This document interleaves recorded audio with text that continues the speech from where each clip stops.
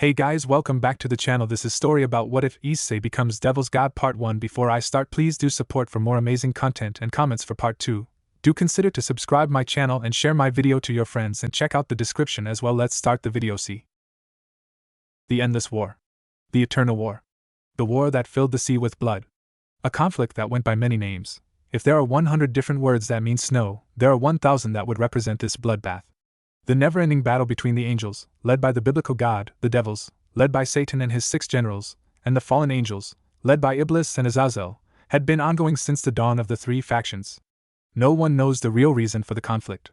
Some say it was the fallen angels trying to tempt the angels into sin that forced heaven to intervene, while the devils took advantage of the chaos.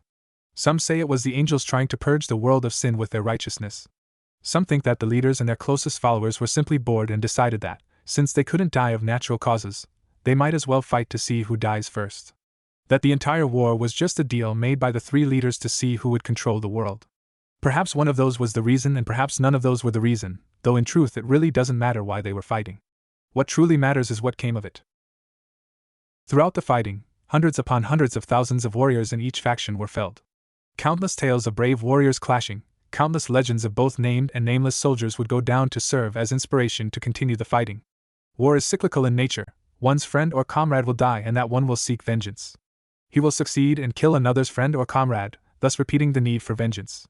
It is an endless line of drawing the blood of another because they drew blood from you. As wars go, it was notably dangerous for those not part of the conflict in addition to those who fought on the front lines. Ordinary humans were often killed because they were thought to be enemies in disguise or perhaps sympathizers with the cause of their enemies. Other pantheons or factions were walking on eggshells trying to avoid the fighting so as to not be entirely wiped out. So, as the conflict raged on, the leader of the Heaven faction made a decision to aid the humans. He would create weapons for them.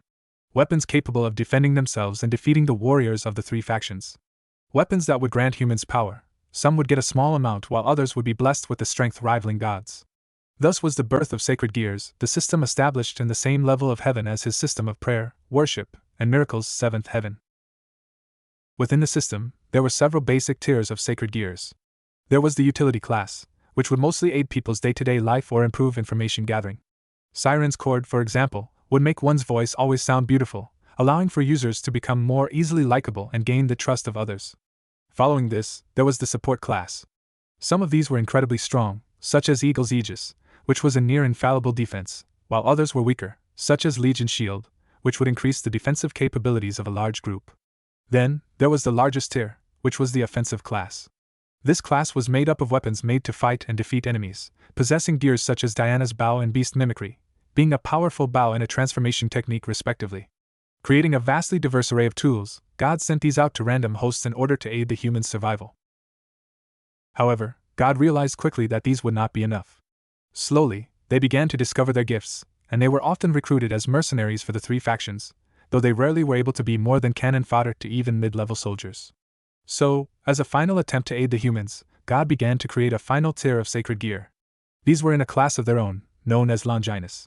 The Longinus was a work in progress that wouldn't finish until the end of the war, but these were meant to be far superior to all other sacred gears, having near limitless potential if utilized correctly. Each had to be carefully crafted, so as to not overwhelm the host, be undeniably stronger than those in other tiers, and have some sort of weakness so as to not become mad with power.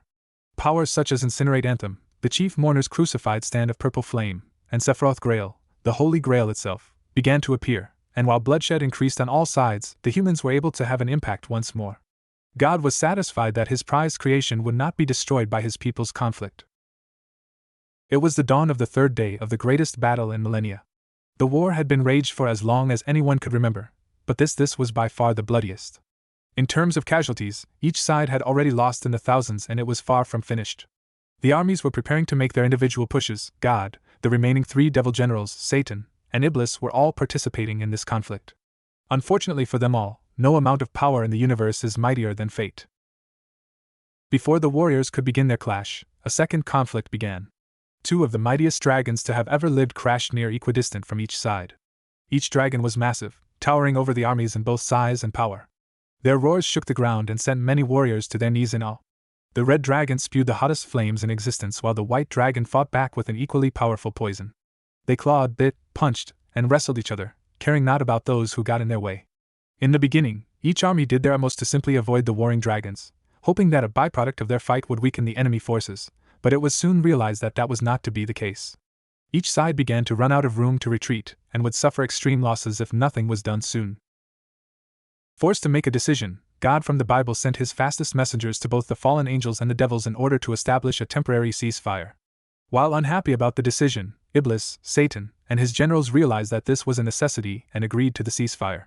The three now temporary allies had found a common enemy and began their assaults on the two dragons. This, however, would quickly prove to be far more difficult than any could imagine. Both of these dragons were in the top 10 strongest beings in existence, widely believed to be in either third or fourth place among the list. The first dragon was a brilliant red western dragon known as Gach, the Red Dragon Emperor, the Welsh Dragon, and the Dragon of Domination. The second dragon was a shining, almost heavenly, white western dragon known as Albion Gwyber, the White Dragon Emperor, the Vanishing Dragon, and the Dragon of Supremacy. These two dragons were collectively known as the two heavenly dragons for their sheer might and the belief that they took their supremacy and domination from God himself. While untrue, both dragons had more than earned the title and were a perfect match for each other in combat. As the three factions attempted to slay the beasts, the dragons did their best to annoy the little insects that kept buzzing around. Unfortunately for them, those insects were capable of making very large and very sharp weapons. While most were unable to deal actual damage to the dragons, it got to the point where they decided enough was enough and turned from each other to the various insect armies, whom Drake had dubbed the ugly crows, the stupid bats, and the dumbass pelicans. Thus the conflict went from bad to worse, as hordes of warriors were wiped out on all sides. The leaders ordered the retreat of their respective armies and went to engage themselves, leading to a face-off between the heavenly dragons and the coalition of God, Iblis, Satan, Lucifer, Beelzebub, and Leviathan. The two sides battled valiantly. Destruction of the likes had never been seen before. The war-torn land that had existed previously was more comparable to a peaceful, grassy meadow than what remained after their conflict. As the curtains began to close, the two dragons stood, each bathed in their own blood, against the remaining two, God and Lucifer. Iblis and Beelzebub had been struck down by Albion, while Satan and Leviathan were felled by Drake. Father and son stood against the two heavenly dragons, once again driven together by conflict. As a last-ditch effort to save their people, God and Lucifer decided to combine their powers, knowingly sacrificing their lives, in order to defeat the dragons by sealing them away within God's system of sacred gears. Lucifer agreed to his father's plan in order to protect his people and, perhaps, as a parting gift to his father. And so they were sealed, Albion within the Longinus divine dividing, and Drake inside the boosted gear, sentenced to an eternity of being used as a weapon for their crimes. Of course, this story is widely known throughout the three factions, at least to a certain degree.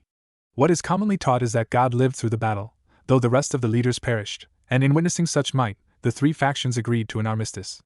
The higher-ups were made aware of the true story, which is of God's death, but what was unknown to perhaps every single being, whether from heaven, earth, or hell, was that God didn't just seal the two dragons. He also sealed himself into a Longinus-class sacred gear. He decided that, as punishment for the war between himself and his children's factions, he should be subjected to a fate similar to the dragons. An eternity sealed away within a sacred gear. His, however, was never awakened. No one's will was strong enough, no one's potential great enough, and no one's future bright enough to awaken him. No one, that is, until now. An ordinary child was born to two ordinary parents. Perhaps the only thing special about them was that they had an incredibly difficult time having said child. A multitude of failures finally led to this. This young boy who they named Issei Haidu. His father Goru and his mother Miki were beyond thrilled with their child. They were, at last, successful and had what they always dreamed for. Issei was truly loved by his parents, and he was brought up from a young age well.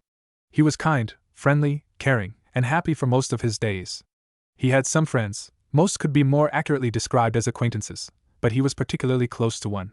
A young girl who lived nearby named Irina Shido was Issei's closest and most treasured friend. From the day they met, they were near inseparable. For 3 years, they did everything together. Unfortunately, that time was soon coming to an end. One day, a few months after Issei's 8th birthday, the two were relaxing at a park in their hometown of Ko under the shade of a tree. Issei was splayed out on the ground while Irina rested her head on his arm. She was noticeably upset all day and Issei was getting rather worried about her, until she finally spoke up on her own. "Hey Issei?" she asked. "What's up, Iri?" I'm moving. The two sat in silence for a moment before it caught up to the young boy as he shot up in surprise. "Moving?" "Yeah," Irina nodded sadly, sitting up with him. "Tomorrow we're moving to England." But that means, Issei whispered as he looked at his most treasured friend. I won't get to see you anymore. Her eyes were already wet with unshed tears as she collapsed onto her closest friend and sobbed in his embrace. I don't want to leave, she wept. I want to stay here. With you. I don't want you to leave either, Issei muttered sadly, tightly hugging the girl. Are you sure you have to go? Irina nodded in his shirt. What if I never get to see you again? Well then, we'll just have to make a promise, he reasoned after a brief moment of silence. A promise? Yeah, a promise. To never forget each other. And that, someday, we'll see each other again. Really? She asked. Yeah. And when we see each other, we'll go right back to being best friends. No matter what, Issei declared confidently, standing up, causing Irina to let out a squeak of surprise. How about it, Iri? Can we really do that? But how do you know I'll see you again? Because I always keep my promises, and I'll promise you, no matter how long it takes, I'll never forget about you and that I'll see you again. And you promise me the same thing. Okay. Irina smiled and stood up, grabbing his outstretched hand. Well then, it's a promise. Issei grinned. A promise.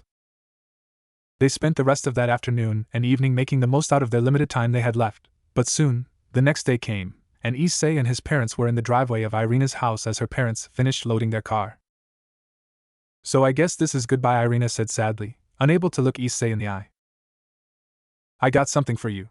As a present before you go, Issei pulled out a pendant from his pocket. It was a fairly simple, inexpensive pendant, holding an ornament in the center.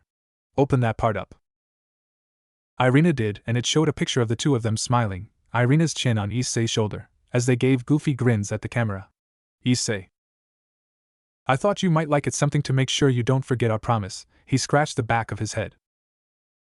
Irina just gave him a giant hug while he grinned and hugged her back. I'll miss you, Issei. I'll miss you too, Iri. With their parting words given, Irina's parents called that it was time to leave. Pulling back to leave, Irina smiled at him and quickly kissed him on the cheek before running back to her parents' car as Issei just stood there stupefied. Bye, Issei, she called, waving from the window as the car pulled away, while Issei stood unmoving, instinctively waving back with one hand while touching his cheek with the other. So, how was your first kiss? Gora teased his son, which seemed to snap him out of shock as his face blew up into an atomic level of red. Dad! Issei shouted, though he couldn't help the grin that stuck on his face for almost the entire rest of the day. That night, everything would change for the young boy. Perhaps it was his dedication to Irina, perhaps it was his will to fulfill his promise, or perhaps it was just fate going through the motions, but a new age would begin to dawn as the most powerful Longinus to ever exist was born. After falling asleep that night, Issei began to dream. He dreamt that he was in a beautiful landscape in the clouds, a dazzling light sparkling over the land.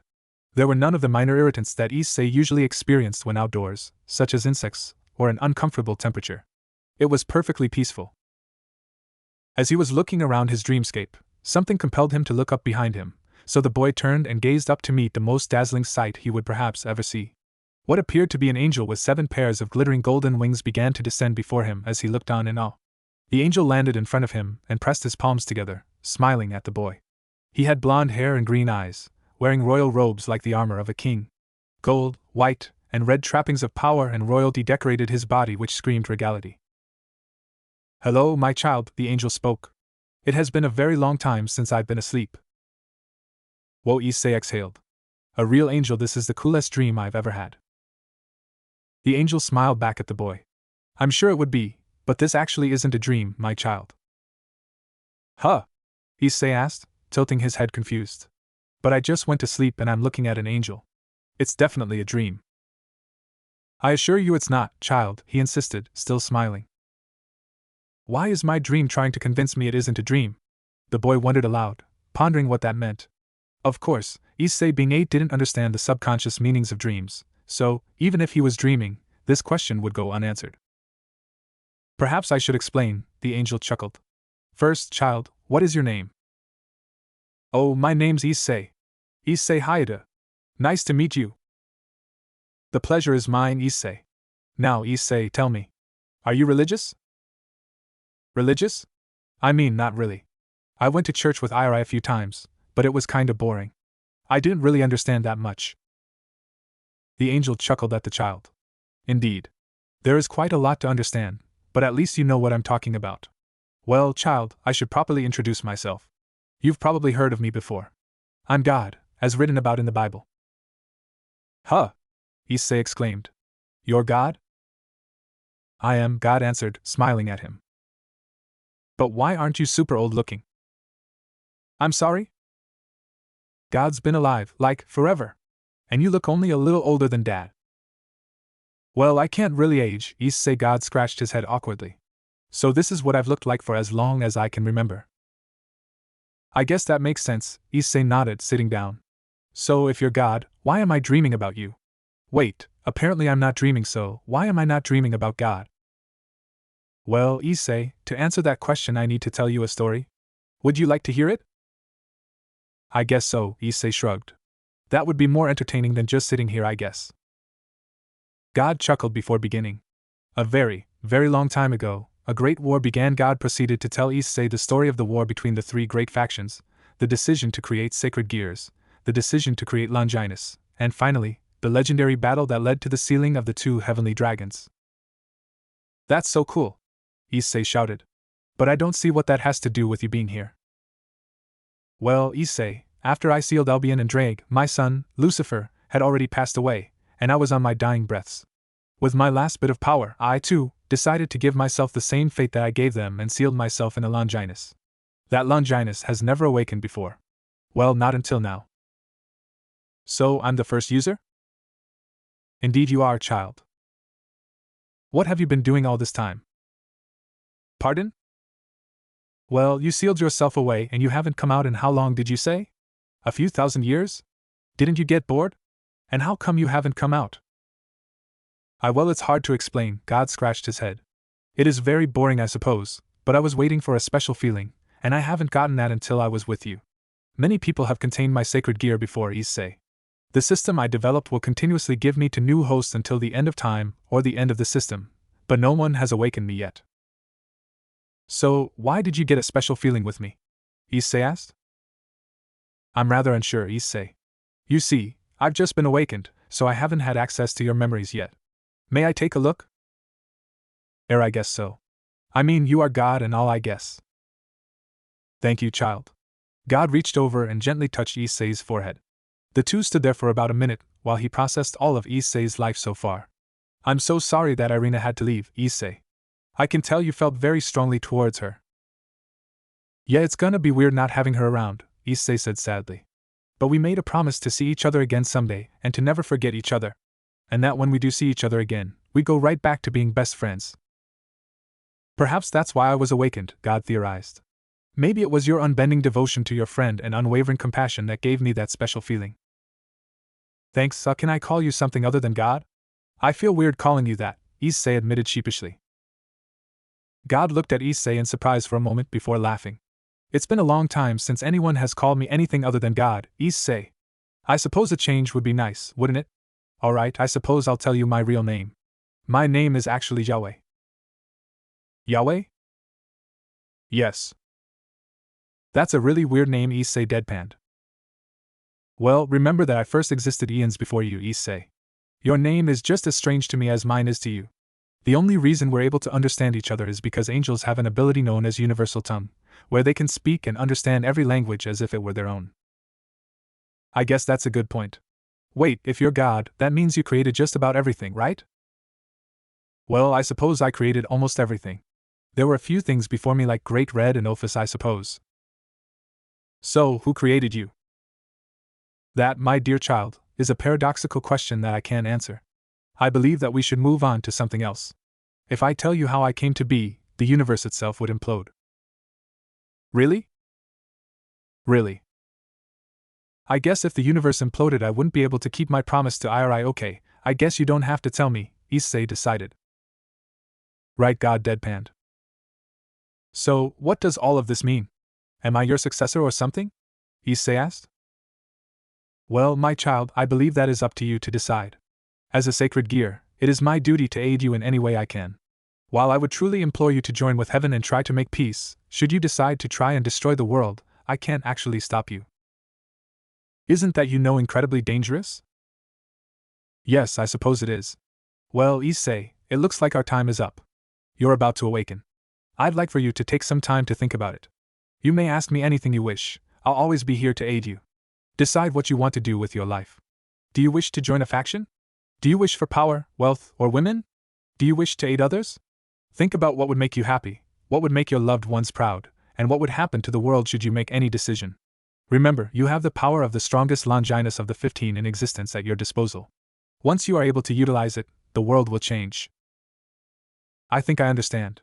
Thanks, Uncle Yahweh. Issei shouted, grinning and waving to the angel as he rejoined the realm of reality. Uncle Yahweh, huh? God chuckled to himself. This child is definitely something special. Issei woke up to the morning sun flooding through his window. He cracked his eyes open and stretched, trying to get the stiff feeling of sleep away from him. That was a crazy dream I had, Issei said to himself. I recall telling you that wasn't a dream, Issei, answered an amused God. What happened to Uncle Yahweh? That wasn't a dream? Issei mentally shouted. Of course it wasn't. Now you should probably get out of bed and go eat breakfast. Remember, think about what you want to do. Right. The young boy headed downstairs where his mother was already cooking. Good morning, Issei dear. How are you this morning? Mickey asked her son. Morning, Mom. I'm okay. I still miss Irina though. Of course you do, honey. Maybe some breakfast will make you feel a bit better. Did somebody say breakfast? Gora asked, coming down the stairs. Good morning, dear. Their standard morning chatter and pleasantries continued until they sat down to eat the meal Mickey had prepared for her family when Issei decided to ask something different. Hey, Mom? If you could change the world in any way you wanted to, what would you do? Issei asked. I don't really know. Where'd this come from? She asked curiously. He was always smart, but asking a theoretical question that tested one's goals, ethics, morality, and sense of realism was not something she particularly expected early on a Sunday morning from her 8-year-old son. I was just wondering, I guess. What about you, Dad? I don't really know either. I'd make sure everything was safe for you and your mom, I guess, Gora answered his son. That's it? I think so. Maybe if I had more time to think about it I'd have a better answer, but really, what else do I need? I have you and I have your mom. As long as you two are happy and healthy, I don't really need much else. I see where you get it from, child. Truly wise and selfless words. God commented. Should I tell them you're here? Issei mentally asked. That's entirely up to you. Remember, I can't make you do anything. Okay, well, what would you do if you were me? Well, seeing as you have quite a close relationship, I think I would tell them. Should you tell them, there is always the chance that the family dynamics should change or that their knowledge of the potential danger any decision you make causes will increase by restrictions they'll place on my training of you. You're going to train me? Of course I am. What, did you think you were just magically going to become strong enough to change the world? If I'm going to make a resurgence, you will have to be very powerful. Anyway, back to what I was saying. Considering most things to do with the supernatural are rather dangerous, there is a chance they won't let you spread your wings and do as you like. However, if you don't tell them, you'll spend a long time lying to them, and eventually, they'll notice that you stop aging while they grow old, and your actions within the supernatural could put them in harm's way. I guess I should tell them then, Issei thought. How should I do that? Well, here's what I would say. Hey, Mom? Dad? Do you two believe in the supernatural? Issei asked aloud. Of course not, silly. What's with all the questions this morning? Mickey asked. I do, Goro announced proudly. You can't be serious, dear, Mickey sighed. Of course I am. They have to be real. Where else would we get all these ideas and beliefs from? I'm sure someone made them up. Just like everything else, reasoned Mickey. Anyway, Issei, why do you want to know? Well, all of it's real, Issei said. Not you too. That's my son, Goro announced proudly. No, listen, he interrupted. Last night, I had a dream. Well, it wasn't a dream, but it kind of was. It's hard to explain anyway. While I was asleep, I met God, and he told me all about the supernatural and about these things called sacred gears. Just because you dream something doesn't make it real, Mickey pointed out. While that is very true, in this case, it does, reasoned God. Who was that? Mickey shouted. Who's in my house? Gora asked, standing up quickly. Where are you? Calm down, Issei yelled, causing both to pause. I told you, I met God while I was asleep, and he told me about sacred gears. Apparently, God put himself into one but hasn't ever been awakened before. Well, before last night. He woke up, so now I have his sacred gear. What did you say it was called again? I don't think I told you, actually, Yahweh hummed. It's known as the Heavenly Crown. I think this can be your first lesson. Imagine something very powerful, the strongest thing you can imagine. Then, think about something you desire and how you could achieve it if you had that kind of power. Finally, imagine all of that power was in a crown or a halo above your head. Don't worry too much about the details, it's only this hard the first time. Got it! Issei exclaimed, while both his parents just looked at him in shock. Strongest thing I can imagine, would I really desire a halo above my head? Looks like you did it. Good work, Issei. Really? Issei looked above him and saw a glistening golden crown, illuminating the entire room in a heavenly light. Awesome! So you're on, my son, God, Mickey babbled, before fainting in her chair. I was right, Gora said proudly. I always knew it. Why don't we wait until your mother wakes up and we can talk about this more? Of course, Mr. Hayato. I would be glad to tell you everything you need to know, God said. And thus, the legend of Issei Hayato, wielder of the sacred gear, the heavenly crown, was born. It had been 5 years since Issei had discovered his sacred gear, heavenly crown. In terms of power, Yahweh told him he was probably up to par with an average high-class warrior, though in terms of experience, he still lacked well any, to be completely honest. It had taken some time to come to an understanding between God, Issei, and his parents on what he would do with his newfound abilities, and they all agreed that the safest thing to do would be to train in secret until Issei was powerful enough to enter the world of the supernatural on his own, as well as protect his family. His parents even offered to start attending church regularly if it would help or be more respectful to the God they went to church to worship, but Yahweh insisted that all the education they would get there he could provide at their own house, so there was no need to worry about it. Besides, going to a church with the holy sacred gear could put Issei into harm's way earlier than planned. The last precaution that they had put into place was Issei being homeschooled. They debated about it for a short while, as on the one hand, it could prove dangerous for himself and others should he go, but on the other, it would also be detrimental for his social skills should he stay isolated at home. It was actually Issei who convinced them that he wanted to stay home, as God could teach him what was important, and since Irina had left, he didn't really have any other friends that he felt the need to go see in the first place. After relenting to his argument, Issei's time was split between being taught by his parents and God, training with his sacred gear, and spending some free time just being a kid. Yahweh was very insistent that he spends as much time as possible being young, because, as he put it, the older you get the more you wish you were young again. Today's training was a bit of an experiment on Yahweh's part. In all fairness, everything about their training was an experiment to some degree, considering he'd never been awakened before, but this was something a bit different. Of course, even though it wasn't necessarily his intention, God knew about balance breakers, but there was something else he theorized with his system. So, Issei headed to his training grounds, which was, essentially, the middle of the forest that he maintained a barrier around, preventing anyone from entering and keeping all noise and magical presence from escaping. Alright then, Issei. Are you ready? God asked. Of course. Let's do this, the now 13-year-old Issei mentally cheered. Wait, what is it that we're doing exactly? Well, remember that the sacred gear, in essence, is an addition to your soul. It is magic that activates it, yes, but the sacred gear is ingrained into your very being. That's why I always have you suppress it. Others, while they can't tell what it is that you possess, will be able to tell that something about you is different. Many will guess it's a sacred gear of some sort that has yet to awaken. Remember, people who have yet to awaken their sacred gears are prime candidates for one of two things: elimination before they become threats, or recruitment so that they become threats to their enemies, explained Yahweh.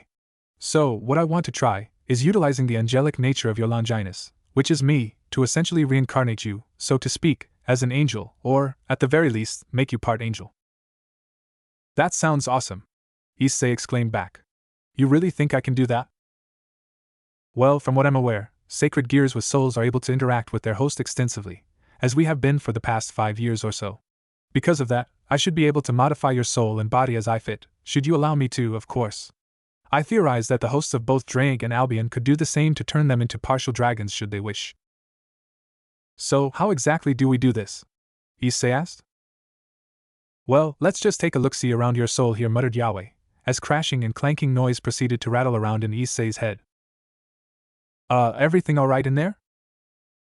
Yes, everything's fine. Hey! Get back here! Stop trying to corrupt his soul. And stay out. Lust has no place here. God yelled as the yowl of a cat followed the sound of a firm kick. Ahem, anyway, where was I?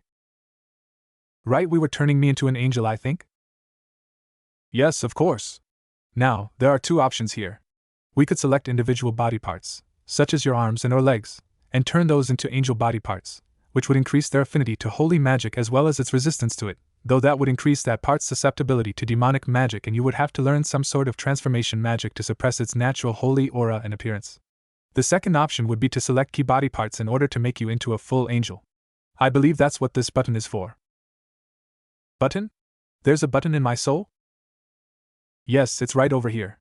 It says press here for full angelification, Yahweh read. How exactly did you become God again? Oh, just be quiet. Are you ready? Is this going to hurt? After that last comment, I hope so.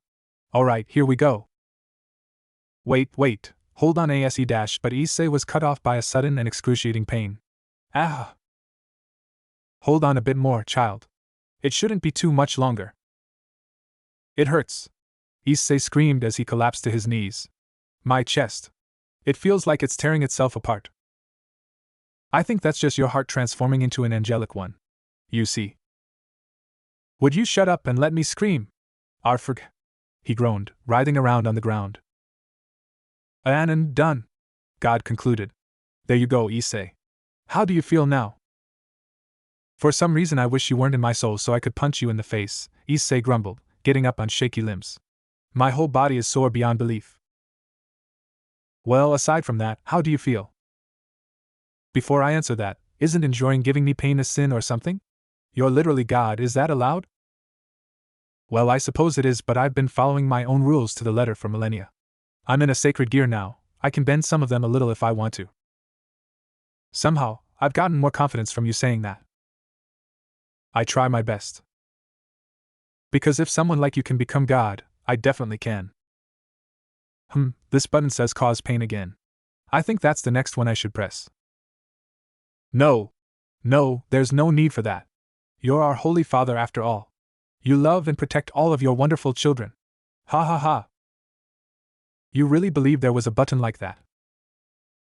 You're the worst, Issei sighed. Anyway, did it work? Am I an angel or something now? I believe so. Why don't you try spreading your wings? Also, why are you still talking out loud? I don't know, it gave me something to focus on other than the agony you just put me through. Is this better? Issei asked mentally. Much. Now spread your wings, child. And how exactly do I do that? Oh, right, well, let's see now, give me a second here, I'll remember eventually. How do you not remember? You're God, you created angels, Issei groaned. Could you teach someone else how to breathe or walk? No. Exactly. It's just something I can do. I don't really know how to explain it. So, should I just wait for you to figure it out? Issei was cut off from his thoughts by a small cracking noise. This isn't good. What isn't good? Did you blow something up trying to let your wings out? God asked.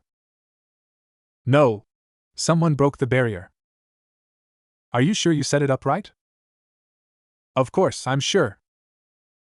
Then you should hide. That barrier was strong enough to keep out anyone twice your strength and below. Whoever this is, you don't stand a chance.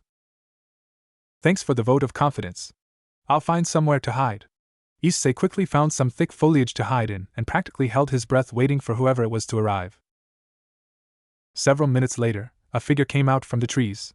He was wearing similar garments to Yahweh, that being massive gold-colored shoulder armor plates and a holy robe with a large white cross in the center.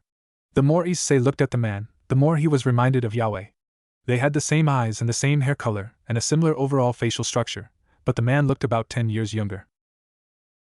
I'm sure it's around here somewhere, the man mumbled to himself, looking around. He looks exactly like you if you weren't so old and crotchety, Issei pointed out. You're lucky my principles are on forgiveness, child, God grumbled in response.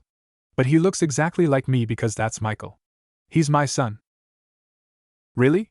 What's he? Wait a second. I thought Jesus was your son. More than that, aren't we all your children? Okay, it's kinda hard to explain. The whole everyone is my child thing is more of a figure of speech. Anyway, that's not important right now. Right anyway, what's your son doing here? Maybe he's looking for you. You did kinda just become an angel. Think I should say something? No, I think you should stay in this bush for the next hour, and hope he doesn't expect you to hide. The Bible really should have mentioned that you were this sarcastic, you know. Listen, I'm allowed to adjust my manner of speaking according to the time period I'm in, as well as who I'm talking to. I assure you, when I was ruling over heaven I was much less sarcastic. Now enough about me. Go say something to Michael. Alright, fine. Grouchy old man Issei grumbled before emerging and clearing his throat. Yo? Michael, right? Michael turned to look at the boy and just stared at him in confusion. I'm sorry, child, I don't believe I know who you are. How do you know who I am? Uncle Yahweh told me. Way to go, Kid God sighed. Michael just stood there in shock for a second. While it wasn't exactly hidden knowledge that God's real name was Yahweh, it wasn't really broadcast either. Aside from that, apparently, God, who according to his knowledge was dead, informed the boy of who he was. Hello, Michael. Father? Michael asked softly, approaching the boy still in shock. Not really, Issei chuckled uncomfortably. I'm not the boy, Michael, really. I spent a few millennia sealed away, and you think I'd come back as this child? I feel like that was supposed to be an insult, Issei deadpan. Listen, Michael. I'm not dead and I'm not the boy. Any other guesses? Are you inside his soul? Michael asked, still not fully processing what was happening. Close enough. Long story short, I never actually died in that battle against Drake and Albion. I sealed myself away too. So you're still alive? That's the long and short of it, yes. Father, Michael exclaimed, hugging Issei fiercely. I can't believe it. I'm not your father, he's the sacred gear. Issei choked out, trying not to be completely squished by Michael's aggressive affection. You should put him down before you squish him, my son, Yahweh pointed out. Oh, of course. I apologize, ahem. I seem to have lost my composure. Michael cleared his throat and fixed his apparel after setting Issei back down. Once he'd regained his regal appearance, Michael tried again. All right. So, child, who might you be? My name's Issei Hayadu, first wielder of the strongest Longinus, heavenly crown, Issei announced proudly. Careful, boy. Pride is a sin, you know. Although, I am definitely the strongest. I thought you said pride was a sin. For you it is, but I'm a sacred gear. My rules no longer apply to me, God explained as if it was obvious. Anyway, Michael, what are you doing here? Right, of course, father. Nice to meet you too, Issei. It's a pleasure. Anyway, I was up working with your system when I noticed that we got a new angel, but all of the seraphim were still in heaven, so I was a bit confused. It said that the new angel was right around here somewhere. Hey, that means it worked. Issei cheered. Perfect. Good job, Issei. What is it that worked? Michael asked. God pressed the button in my head that made me an angel, Issei informed him. I'm not sure I follow, Issei. Father, what does he mean? Sacred gears become a part of the user's soul. That's how I designed them. I assumed that, with full permission of the host, sacred gears that are made up of another being's soul, such as myself, had the ability to modify their host, so to speak. We decided that Issei was to become an angel. So, there wasn't a button? Issei asked. No, Issei. There's no angelification button. I just told you that so it would be easier for you to understand. I don't know if you remember this, but you're 13. That's kind of young to understand full soul transformation. Dang, Issei grumbled. So, is Issei a full angel or an angel-human hybrid? Michael inquired. He should be a full angel. His body just needs another day or two to finish getting used to the adjustment. Frankly, the only reason he isn't rolling around in agony right now is that I've been training him for so long. Hey, you said you didn't think it would hurt that much, Issei shouted. Well, it did initially. Now you should just be sore for a day or two. Why do you think I waited so long to do this? I had to make sure you were ready. So, you're not as big of an idiot as you let on? Issei. Yeah? I'm God. I made the entire world. Of course I'm not an idiot. Right, I keep forgetting about that, Issei chuckled. You two seem rather close, Michael commented. He probably would be scolding Issei for calling the Heavenly Father an idiot, but he was still processing the fact that his father was, in fact, not dead, but inside of a sacred gear that was within this boy. Well, he's been in my head for the past 5 years. We didn't really have much of a choice, Issei said. You say that like you're not happy I'm here. Oh, alright, fine. Uncle Yahweh's been a great help and I don't know what I'd do without him. They're happy? Same to you, child. I'm glad that you're the one who awakened me, God smiled. Now, Michael, I have a favor to ask of you. Your wish is my command, my lord. Michael knelt, having finally caught up with where he was. I apologize for my lack of manners up until now. Please forgive me. Nonsense, my son. You're in charge of heaven right now, are you not? I'm just a sacred gear. For all intents and purposes, God is dead. I'm just Yahweh. Michael took a moment but stood back up as God continued. Now I'm just a sacred gear, and seeing as I've never been activated before, can only teach Issei so much. I'd like for you to go with Issei and teach him everything you can. Don't mention me to anyone else until he's ready, got it? Not even to Gabriel, Uriel, or Raphael. My existence should still be of the utmost secrecy. Of course, father. If that is what you wish, Michael replied. So Issei, why don't you take Michael with you back to the house before he takes you on a trip to heaven for a little while? I'm really going to heaven? Issei exclaimed. Finally! I've wanted to go forever. Iori's going to be so jealous when I tell her. I'm looking forward to training with you, Issei, Michael smiled. Now, shall we get going? All right. Let's go, he shouted and took off towards his home. All right, Issei. Welcome to heaven, Michael announced, gesturing to the pearly gates. This is so cool, Issei exclaimed. It's been a long time, Yahweh added. It's good to see my old home again. Halt. Identify yourselves. One of the guards spoke. Hello, Peter. Lord Michael, Seraphim, Michael said, releasing his 6 pairs of glistening white wings and his radiant golden halo. This is Issei Hayato. He's my new Jack. Yes, Lord Michael, Peter bowed, opening the gates for the two. Thank you, Peter. Have a blessed day, Michael smiled and continued through the gate. Yes. Thank you, Issei bowed and hurried after Michael. As the two walked through heaven, many angels stopped to bow and greet Michael, some questioning each other who was with him. Michael greeted them each in turn with a radiant smile. Eventually, the two arrived at a brilliant golden elevator. All right, here we are, Issei. The elevator, Michael informed him. This will take us to the other levels of heaven. So, what are all the levels for? Issei asked.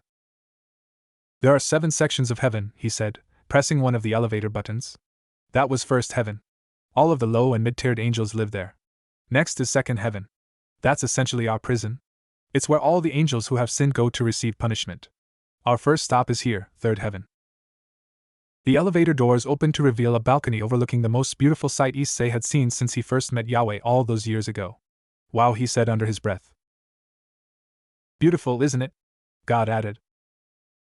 Truly a sight, Michael smiled. All of the angels come here from time to time to remind ourselves what our purpose is. Do you know what that purpose is, Issei? No, Issei answered, still in awe at the landscape before him. Third heaven is the place where all the souls of the dead who have led good and virtuous souls reside. As angels, our first and foremost duty above all others is to protect this place. Those who have made it to heaven deserve an eternity of peace and tranquility, and it's our duty to ensure that they get it. If ever you should find yourself overwhelmed or questioning what you're doing, come here. Remind yourself why we angels live and work. I still remember when I first gave that speech to Michael all those millennia ago. Ah, memories, Yahweh sighed. So, while you are an angel, you haven't technically allied with heaven yet. Is that something you'd like to do? Michael asked. Yeah, he nodded. I decided what I want. I want to bring peace to the 3 factions and protect everyone who can't protect themselves.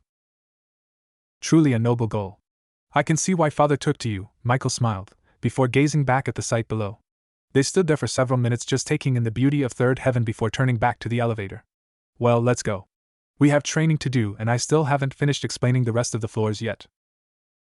Right. Issei agreed and got back on the elevator with Michael, who pressed another button before continuing to explain.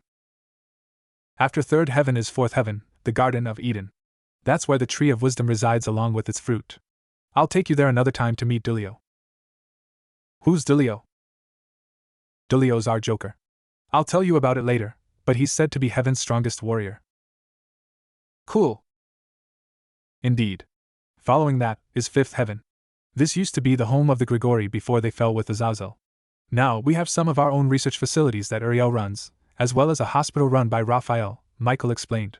Finally, our stop. Sixth Heaven. This is where Raphael, Uriel, Gabriel, and myself all live. There are some private training grounds for us too, but to be honest, we haven't really used them since the last war.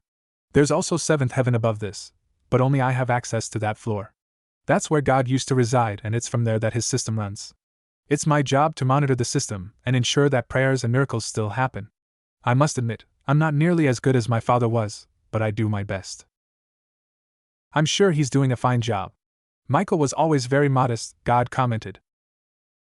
The two walked towards the private training grounds where Michael stood in front of Issei. Now Issei.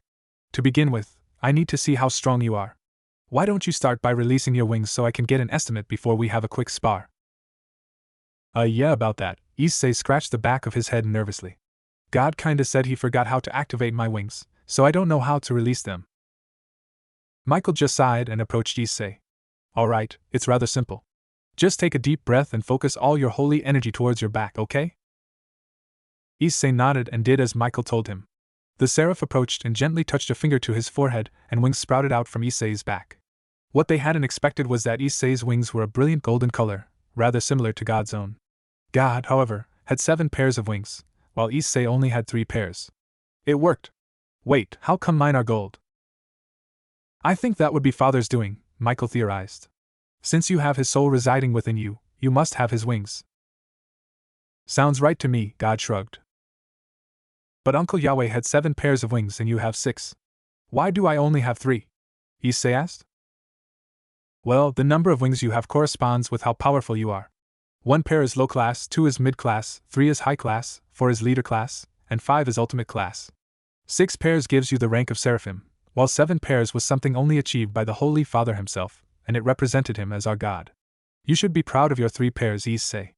The vast majority of angels have only 1 or 2 pairs of wings, and you've only been training for a short time. I guess so. Uncle Yahweh said that I'd be about high class in power, but you have no combat experience or instincts, God finished. Yeah. That's quite alright, Issei. That's why I'm here, isn't it? I'll be your opponent for now. That's crazy. You have twice as many wings as I do. How am I supposed to fight someone twice as strong as I am? That's not how it works, Issei. The wings actually go up exponentially. For example, let's say that 1 pair of wings held a power level of 5. 2 pairs of wings would be 25, 3 would be 125, 4 would be 625, 5 is 3125, and 6, which is Michael's level, would be 15,625.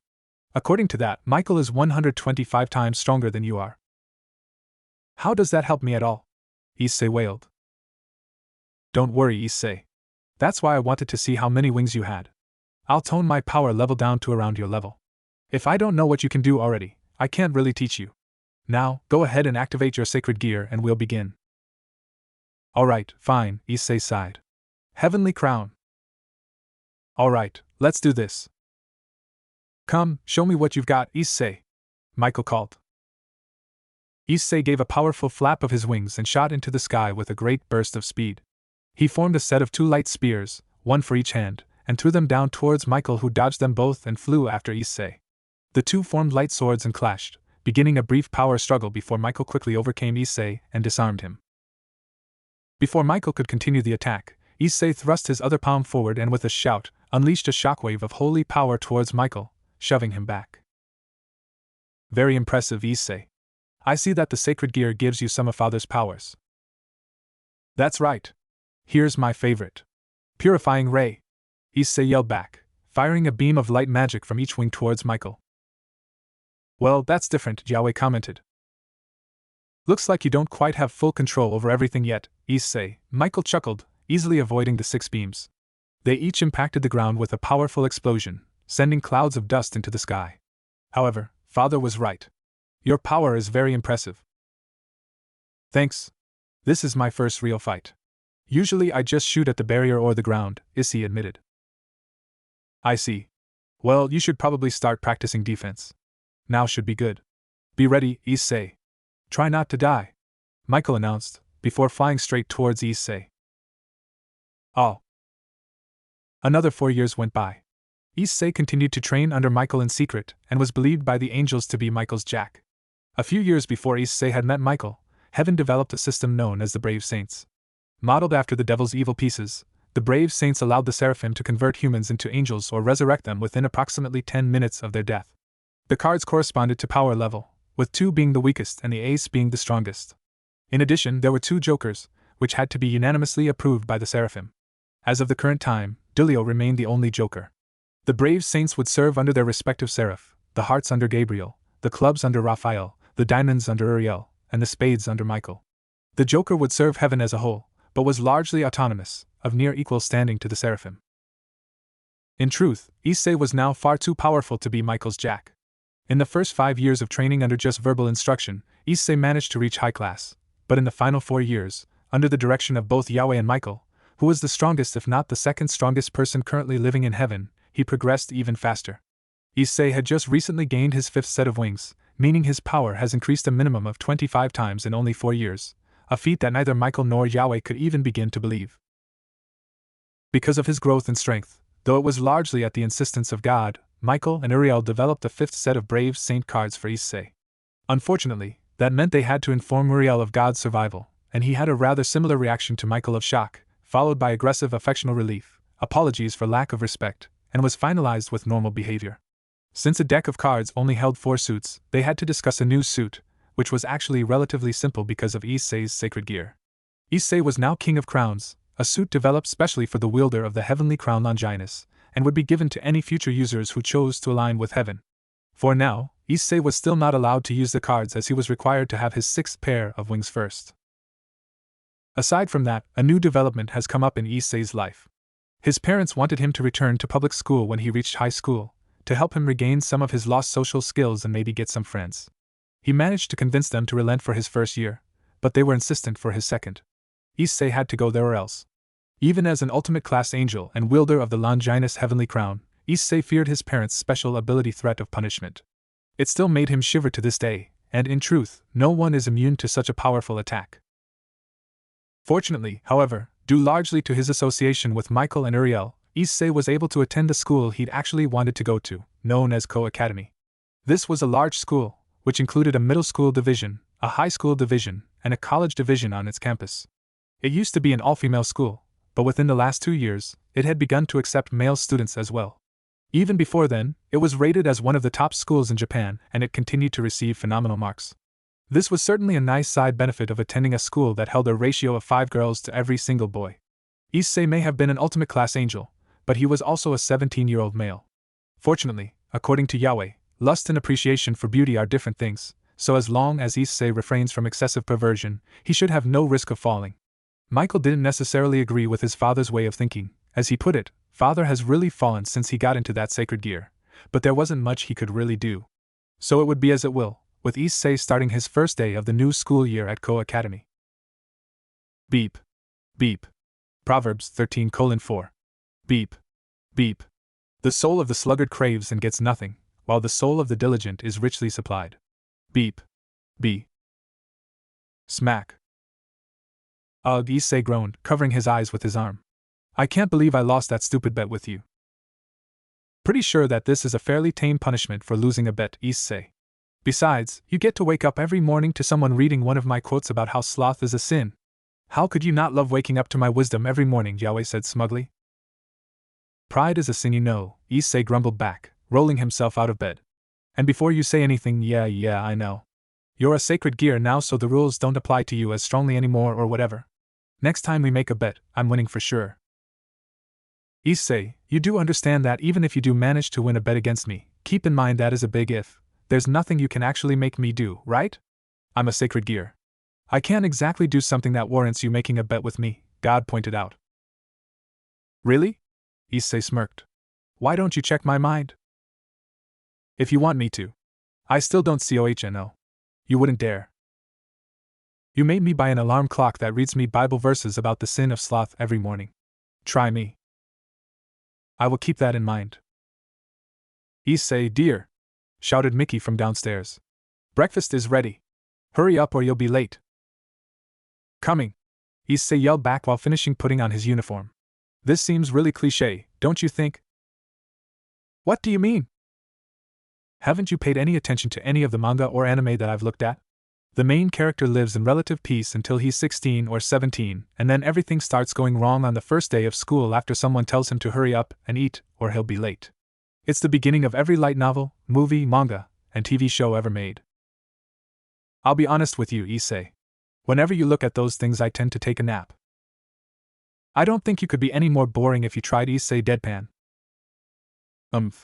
Just for that, I'm going to take a nap right now. If you don't mind. And here I thought sloth was a sin, he muttered aloud. Hush, child. There's nothing else I can do in here aside from talking to you and sleeping. This qualifies as productive in my eyes. I thought you were taking a nap? Issei just shook his head and walked downstairs for breakfast. Well, are you excited for your first day? Mickey asked, serving up Issei's favorite Western-style breakfast of eggs, bacon, toast, and orange juice. I guess so, Issei replied, thanking her for the food. I mean, I haven't been to a school since Irina left. I don't really remember anything. Ah, young love, his mom sighed, to which Issei rolled his eyes. She'd been making that same joke every time he mentioned Irina for 9 years. I'm sure he's plenty excited, Goru insisted. After all, just look at all the girls there. I mean, our son could be drowning in women. Dad, Issei groaned. Oh dear, Mickey shook her head. Now, don't be like that, Mickey. Just think of all the grandchildren we could have if this goes well, Goru insisted. She thought about this for a moment before turning back to Issei. What's the female-to-male ratio at Ko again? Like 5-to-1? I think? Issei guessed. I want at least 5 grandchildren, Mickey decided, before going back into the kitchen, causing Issei to let out another groan. Not right away, of course, Goru clarified. Wait a few years first. We're still too young to be called grandparents, you know. I'm getting older by just talking to the both of you, Issei sighed before finishing up his breakfast. Alright, I have to go or I'll be late. I don't need this to be any more of a cliché. Alright, son. Just be careful and make sure you keep your uncle on a tight leash. You know how he gets, Goru chuckled. If you told him 10 years ago that he'd be asking his son to make sure that the God from the Bible didn't act out in school, he'd have called a psychologist to give you a thorough mental examination. I know, we'll be fine. MOM. I'm leaving. Not without lunch you're not. She called back, entering the room with a bento box. Be careful out there. Love you. Love you too, Mom, he answered, taking the box and waving to his family before setting out. Look at that. Our son is all grown up, Mickey sighed. It feels like just yesterday that he was losing bets to a voice in his head. That was last week actually, Goru pointed out. Oh, right. After a short walk, Issei was finally arriving at the gates of Ko Academy. He was wearing their school uniform, consisting of a black blazer over a white dress shirt, black dress pants, and brown dress shoes. In addition, he wore a shimmering silver rosary necklace with a large crimson-red gem in the center.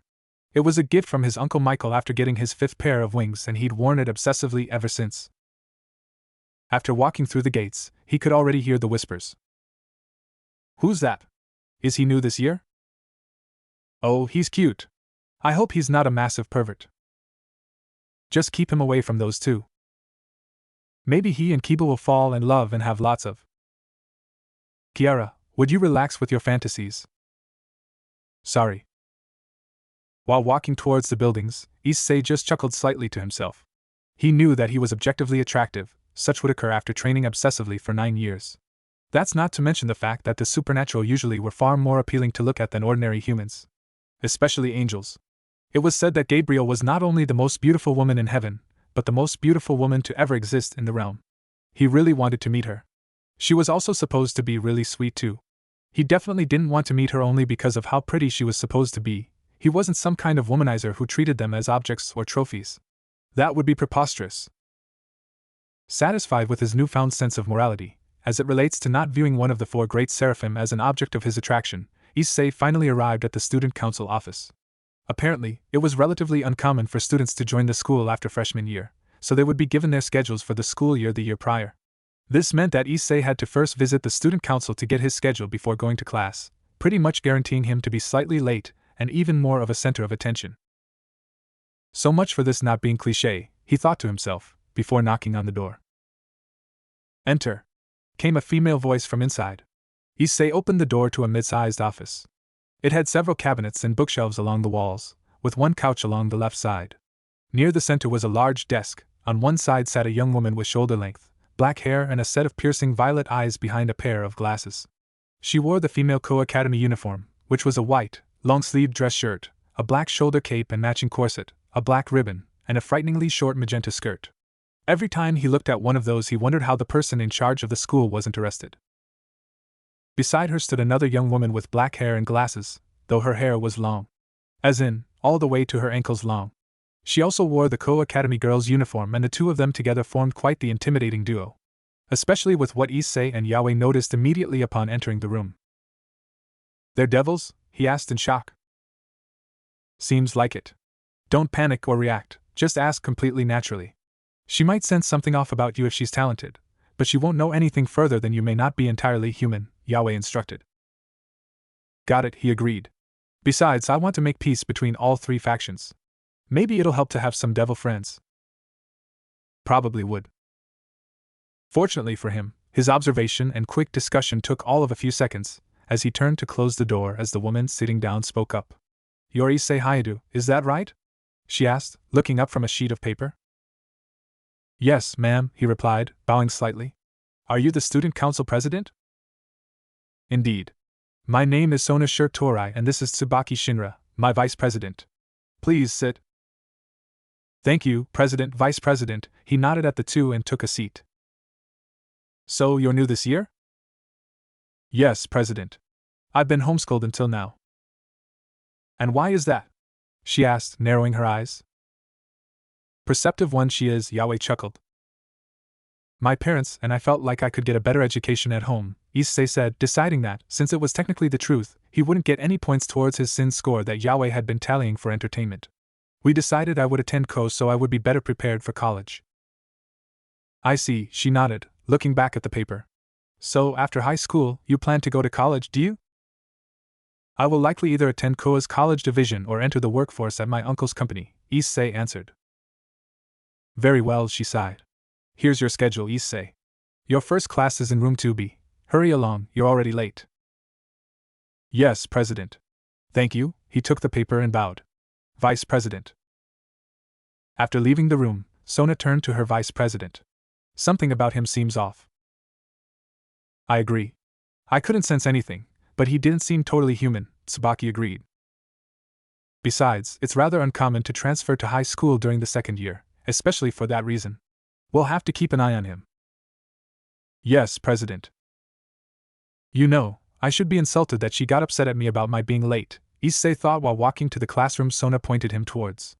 "I mean, it wasn't my decision to have me pick up my schedule after school started. The bigger question is why she was there. Doesn't she have to go to class too?" Yaoi pointed out. "I never thought about that," Issei exclaimed, eyes wide in shock. "Come to think of it, the student council presidents in all the anime and manga are always in their office too. Don't they have to go to class? If being president means you don't have class, why doesn't everybody run?" "Forbidden knowledge," Yaoi nodded in agreement. "Keep it hush-hush for now. By the way, I forgot to mention. You got one extra sin point in there. That brings your total for the week up to 27. "What? How? It's only Monday. And what did I do wrong in there?" "Don't you remember thinking about the skirts? We may have an agreement of me not going into your thoughts, but I know exactly what you were thinking. Don't lie to me, Issei." "I have no idea what you're talking about," he huffed back, a slight blush on his face. "Besides, even if I was dash." "Gotcha." "Oh, shut up. We're here." Sure enough, Issei had reached the outside of classroom 2B and knocked on the door. After a short pause, the door opened, revealing a smiling, middle-aged woman with brown hair and glasses. "You must be our new student," she exclaimed in a bubbly voice. "Please come in. Come in." "Yes, thank you, Ms. It's Ms. Hatcher. My family was from England," she answered happily, closing the door behind him. "All right, class. We have a new student transferring in today. Why don't you introduce yourself? Hello? My name's Issei Hayadu. Glad to meet all of you, Issei greeted with a slight bow. The class quickly started talking about him amongst themselves. He's cute. I know that, I saw him this morning. We get the second kiba. Yay. Not another one. The boys wailed. All right, quiet down, class. Ms. Hatcher clapped loudly. Now, does anyone have any questions for Issei before we get back into the lesson? Yes, Murayama? Please introduce yourself before asking. Hello, my name's Murayama, the girl stood and greeted. She had brown hair and a ponytail with a red ribbon holding it there. Where'd you get your necklace? Are you a Catholic?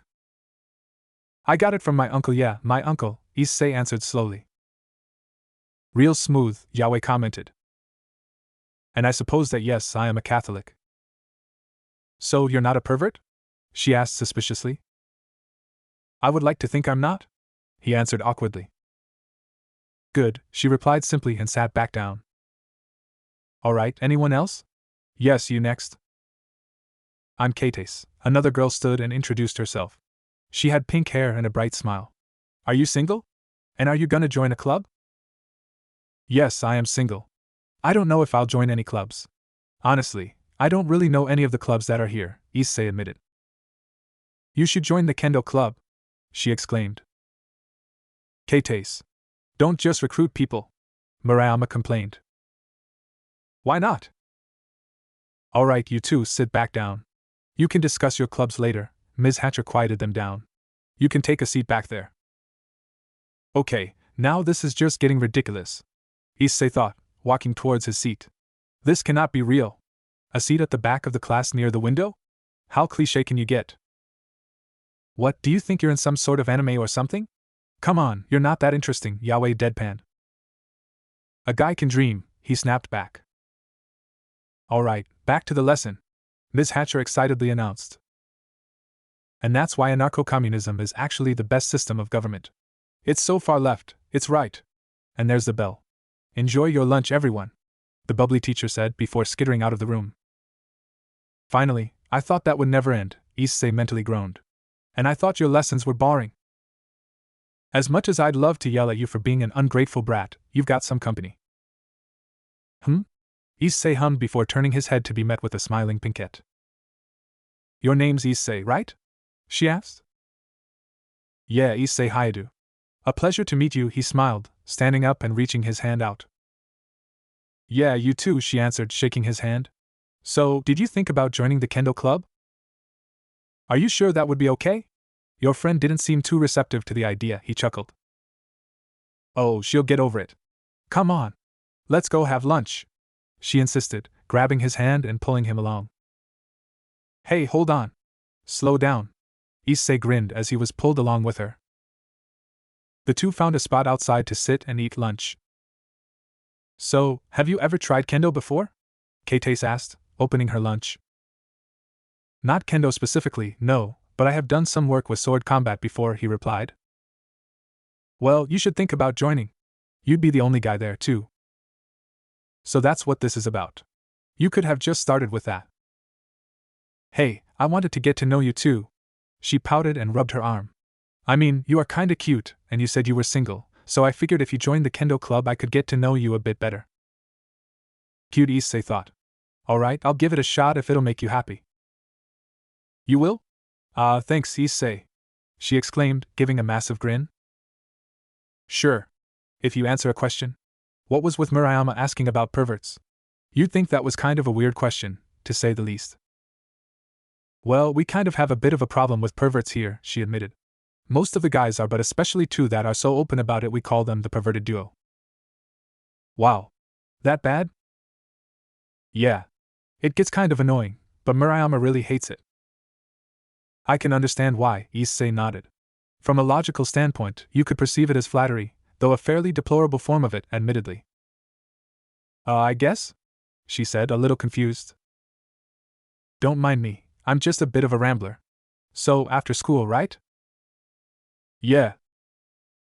Across campus, in the old school building, a young woman stood at the window gazing out at the grounds below. She was, in a word, gorgeous, with her long crimson hair and her deep blue eyes. Did Sona tell you about our new student? He sure seems popular. Another young woman came behind her and giggled. She was just as beautiful as the first but had lengthy black hair with a yellow ribbon. Yes, she did, Akino, the crimson-haired girl replied. She said she sensed something different about him.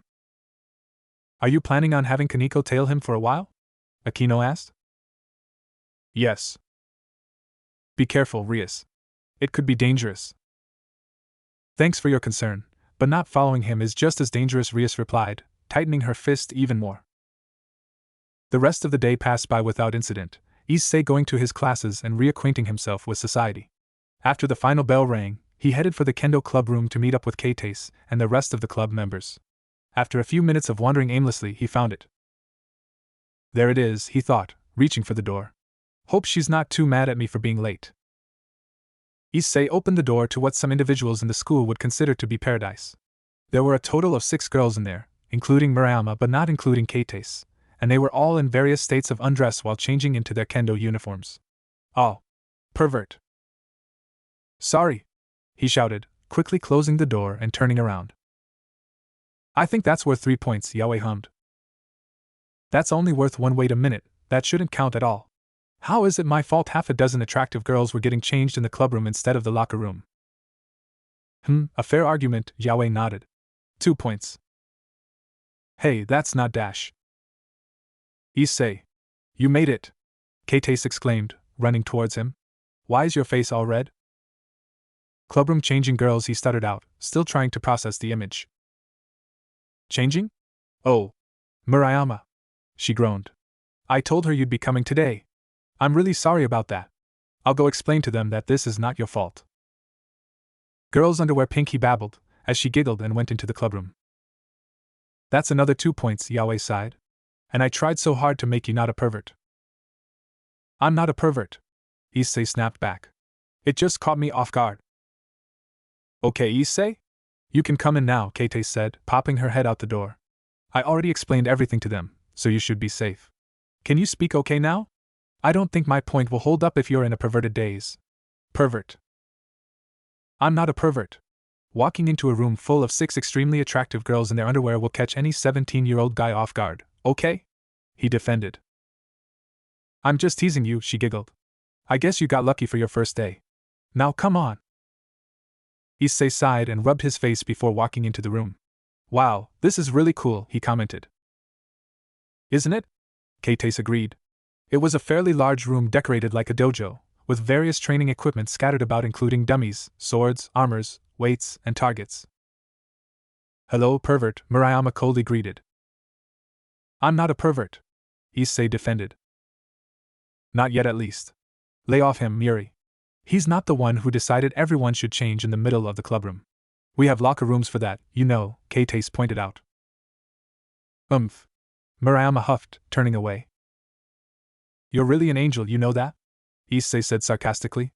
Anyway, so Kendo is just like normal sword fighting but with armor and bamboo swords, right? They're called Bakken, but yes, essentially, Keitase nodded. How about this? You fight Murayama and if you win she has to admit you aren't a pervert, and apologize for calling you one. Hey! Don't volunteer me for bets, Murayama protested. And if you lose, you have to do anything Murayama says for a whole school day, Keitase finished. That hardly seems even, Issei deadpanned. High stakes, low reward. A really tough choice on this one, Issei, Yaoi commented sarcastically. Well, yeah, but I don't want to look like a wimp. Besides, it's not like they can beat me, right? Right. No comment. Well, now I'm taking it just to spite you, Issei declared. Alright, fine. I'm game. I want one other thing from her too. I get to make her do one thing for me. That seems fair. If I lose, I have to do anything for a whole day, but if I win she has to apologize and do only one thing. Fine, but you're going to regret that, pervert, Murayama huffed, and went to put her gear on. Sorry about her. She's actually really sweet, Keitase apologized.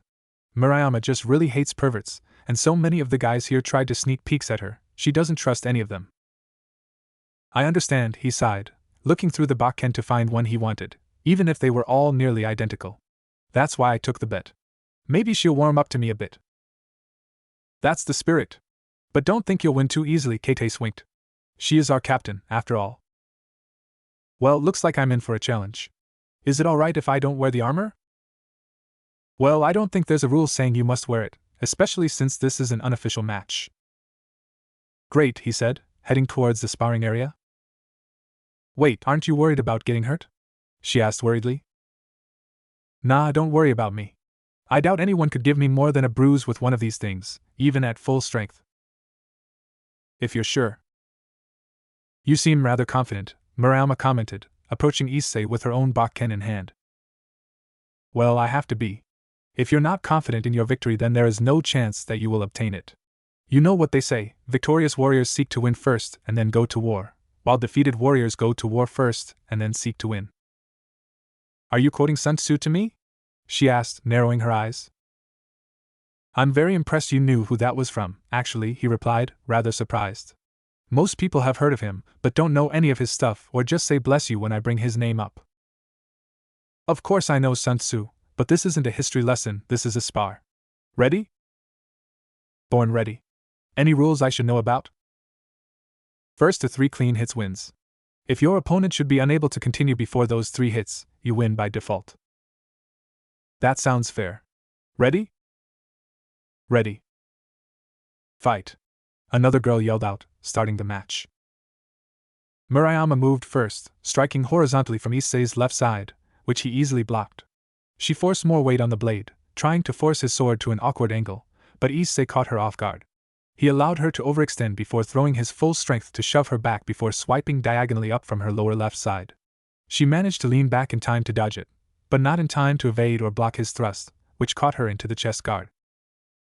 Point, Issei Haida, announced the girl from before. That was fast. He's good. Nice job, Issei, Keitei's called. So you aren't hopeless after all, Murayama commented. Don't go so easy on me next time, Issei grinned. Fight. This time, Issei moved first, making several consecutive strikes that were all perfectly blocked or parried. She forced him into a blade lock, sliding their blades downwards towards the floor before shoulder checking him, catching him off balance in time to go for a horizontal strike that caught his side. Point, Murayama. That looked like it hurt. Nice job, Muri.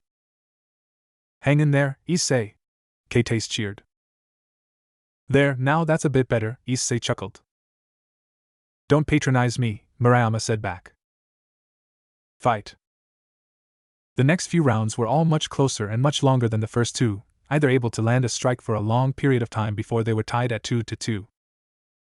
Alright, last round. The winner of this round wins the bet, the announcer girl said. Okay, fight. Not set to take any chances, Issei struck.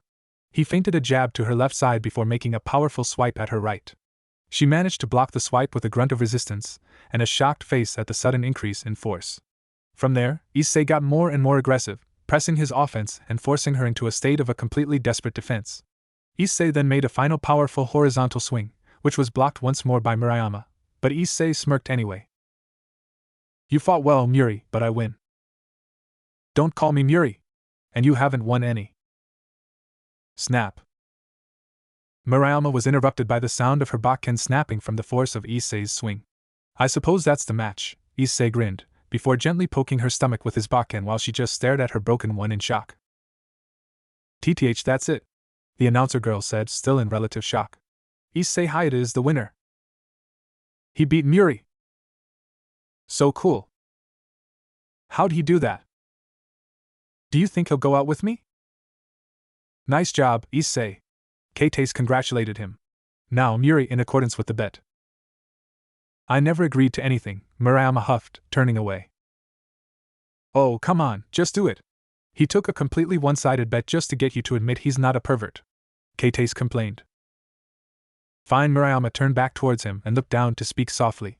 You're not a pervert. I'm sorry I blamed you for our decision to change in the open like that. It's fine, I appreciate the apology. I'm sorry for walking in on you like that, Issei answered. But you still have to do one thing for me. What is it, she grumbled, narrowing her eyes at him. You have to. He paused for dramatic effect, as everyone leaned their heads towards him for some reason. Let me call you Muri. What? I want you to let me call you Muri, Issei shrugged. Why? She asked, bewildered while Kate just started giggling. Well, all your friends call you that, ergo, if I call you Muri, we're friends, Issei reasoned. That's not how anything works, Yaoi deadpanned. Well? Kate asked. Fine, Murayama mumbled. Why, you can call me Muri. Thanks a lot, Muri, Issei said with a wink. I'll come back another time, but I have to head home for now. But you just got here, Kate pouted. I was just coming to check this place out this time. I'll see you tomorrow, okay? Issei shrugged, patting her head before walking away. Bye, Kate. Bye, Muri. Bye, Issei. Bye. After Issei had left, Kate turned to her friend. Well? I told you. Shut up, she grumbled, turning away. Does Muri have a crush? I do not. You know, she was actually really good, Yaoi commented. I mean, you're not particularly good at sword combat. Hey.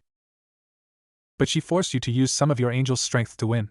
Few ordinary humans can do something like that without a sacred gear. Still, I feel like I should give you a sin point for cheating. What do you mean cheating? I didn't cheat. You used your angel strength. And where in the rules does it say that supernaturals can't use fractional portions of their strength? Exactly. If anything, I should lose sin points for taking it easy on her. I wouldn't have used it at all, but I had to win the bet. You win this round, child. Mark my words, I shall be victorious in our next verbal bout. Issei continued on his trek home across a local bridge when he noticed he had some company. A cute, short, black-haired girl seemed to be walking towards him. When he turned to look at her, she blushed slightly but continued walking forwards. Fallen angel, right? Issei asked Yaoi. Definitely. I think I remember her. Let's see here, Yaoi hummed. Maybe it'll click when she starts talking. There were a lot of angels and it's been a few thousand years. You're Issei Hayato, right? The girl asked shyly. That's me. And who are you? You probably shouldn't be out on the streets by yourself, you know, Issei pointed out. Oh, I'll be fine. My name's Yuma. Yuma Amano, she stuttered out. I was wondering, would you please go out with me? Yuma H. I remember now. She was a sweet one. You remember her? Wait, how did she fall? Should I be aware of something? You'll be fine probably anyway. I can't tell you how she fell. That's personal information that I can't give you. If you want to know, you'll have to ask her. But you have to wait until after she trusts you completely because that's an extremely personal question. Asking a stranger if they're a virgin is less personal than asking a fallen angel how they fell. Just know that I don't personally have any hostilities towards her. Now you should probably answer because you've been staring at her for over 10 seconds now. It's getting awkward. Oh. Sorry, you just caught me off guard a little. I didn't mean to make you wait so long, Issei chuckled sheepishly. Why not? Sure. I'm free this weekend if you want to go then. Really? She looked up at him smiling. That would be great. Thank you. Of course. Now, you really shouldn't be walking the streets on your own like this. Why don't you let me walk you to wherever it is you live?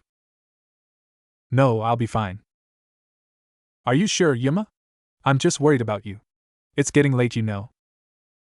Thanks, Yuma blushed. But I'll be fine. Besides, my parents might get the wrong idea if I brought a boy home. I guess that makes sense, Issei nodded. She's a really good actress if this isn't real. Is she?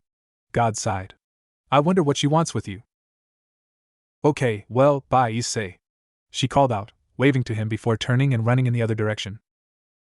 Bye, Yuma. He waved back. I think you have one more visitor. I hope it's another cute girl, Issei thought to himself. You heard that, didn't you? +1 sin point for infidelity, Yaoi commented. Oh, shut up. We just met and I haven't done anything yet. Square current point value for incessant lechery. I swear you make up these rules as you go along, Issei sighed before walking forward. So, can you help me find this person? Whoever it is must be extremely good at reconnaissance. I don't sense anything at all. Keep walking forward for about 3 minutes until you get to that corner. Make the left turn and then jump on top of the building. That's extremely detailed. What if people see me? If you need me to come up with a solution to that, then you have failed as my student. Cold. As instructed, Issei continued walking forward until he reached the corner. While turning it, he quickly cast an illusion barrier that would make everything within a 5-foot radius of him seem completely ordinary and uninteresting before leaping on top of the building with a quick flap of a pair of his wings. Okay, now what? Pay close attention to the ground. I'll be able to tell when they come by. Issei leaned over the ledge of the building and simply watched below him for his stalker. After about a minute, a very short girl licking a lollipop started walking by. It's her. Gotcha, Issei nodded and silently dropped down behind her. I didn't expect my stalker to be so short. The girl jumped and whirled around looking at him with wide eyes. You how? Oh my god, he breathed out with wide eyes. She barely came up to his chest in height, and had shoulder-length white hair with a cat hairpiece in it.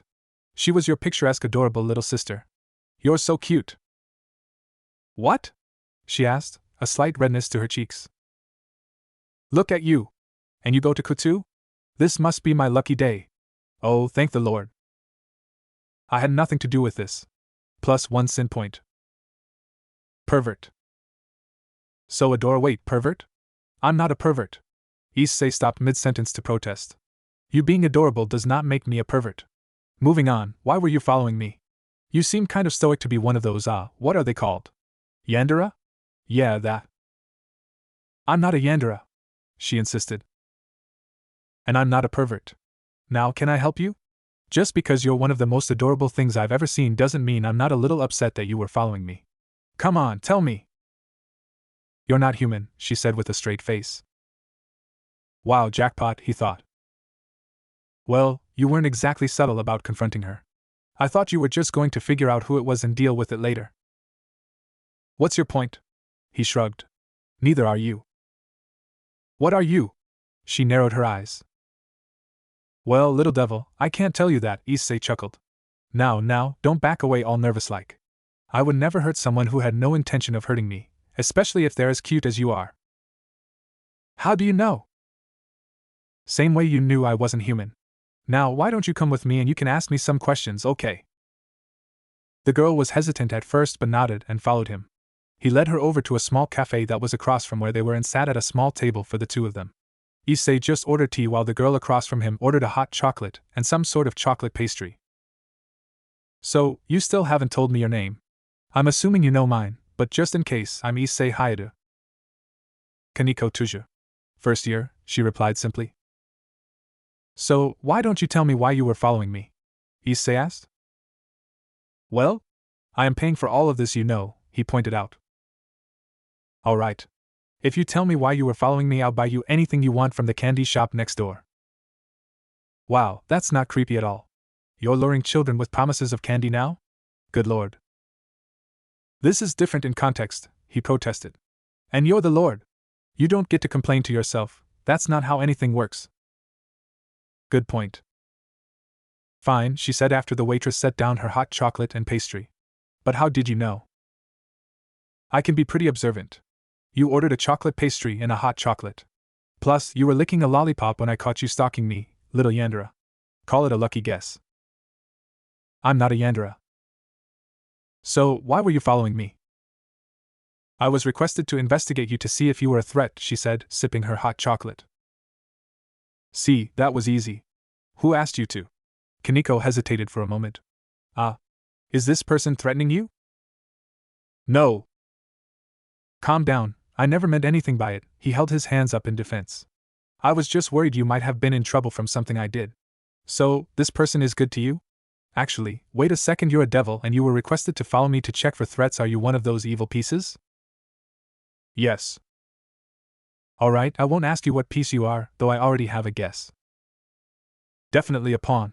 She's too small for anything else, Yahweh reasoned. However, I really want to know what they want. Do you think your king would be willing to meet with me so I can show I'm not a threat? I really am a peace-loving guy, you know. That's kinda my whole shtick. I don't know. Well, why don't you ask them once we're done here? I'd love to meet them. I'll even give you a note if that'll help. Have any other questions? Why did you agree to go with that girl? Oh, Yima? She seemed like a nice girl, why not? Issei shrugged.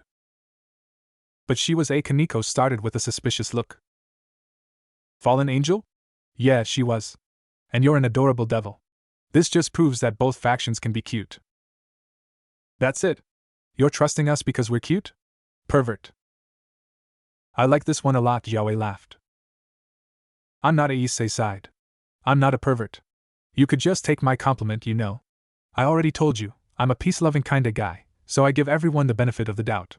I don't really care what faction you're from, fallen, devils, angels, yokai, whatever. I see no reason why we can't all just sit together and get along. And if she tries to kill you for being a potential threat? I don't think that'll happen, he waved her off. Besides, I'm not exactly the easiest person to kill. Now, you seem to have finished everything rather quickly, so why don't I make good on that promise to take you next door now, huh? I've got to get home. Sound good? Kaneko just nodded. I'll admit, even I don't know what you're planning, Yahweh admitted. You're being rather nice to this devil girl. Well, 2 reasons. My whole goal is peace, so I might as well make as many friends from different factions as I can. And the second? She's the most adorable thing I've ever seen. If we become friends, maybe she'll let me hug her and carry her around and dash. I definitely failed, Archangel Michael, help us now, Yahweh cried. Knock. Knock. Come in, Kaneko, called a crimson-haired young woman from her desk. The door opened and shut before she looked up. Welcome back? Hello, President, Kaneko said. In her arms was a very large brown bag overflowing with various sweets and candy. Kaneko? What is all of this? And where did you get the money to buy all of it? Rias asked, standing up and walking towards the short devil. Here, she answered, setting down the giant sack on the table and handing her the receipt. Kaneko, I can't afford. It's a note, she said, sitting on the couch and starting on the large bag of sweets. It's from him. Unfurling the note, Rias began to read. Hello, Kaneko's Devil King. Your adorable little servant was following me today. She's very good at her job, you know. I didn't notice her until I was almost home. Anyway, I took her to a cafe to see what she wanted, and she said you wanted to see if I was a threat. I will say I'm hurt, but I understand. As a token of my goodwill, I purchased this giant bag of sweets for this adorable little devil girl over there in hopes that you are willing to meet with me. I'm a peace-loving kinda guy, so no worries. If you want to meet me, send Kaneko. She's just the cutest thing ever. Anyway, I look forward to talking with you. Issei Hayadu. He's a bit. Rias hesitated. Eccentric? Kaneko asked dryly. Yes. You seem to have made quite the impression on him, though, she giggled. My, who's the lucky guy, President? Another girl asked as she walked through the door with a tray of tea. I never thought Kaneko would be the first of us to get a boyfriend. He's not my boyfriend, Kaneko denied, continuing to nibble on her sweets.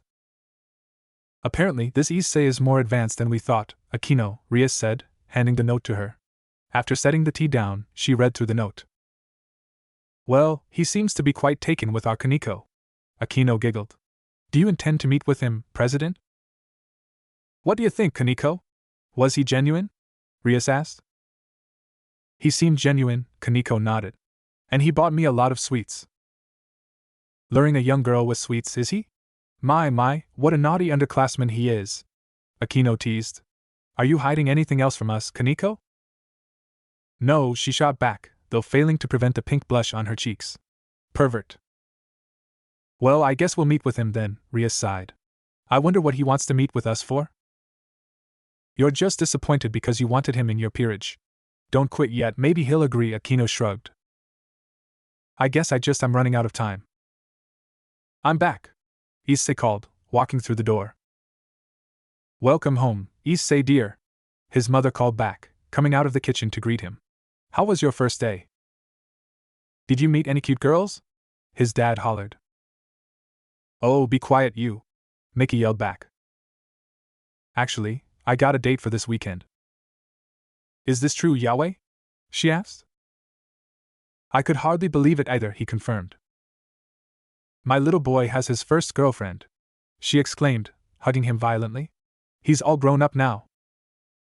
That's my son. So, is she cute? Come on, tell us about her.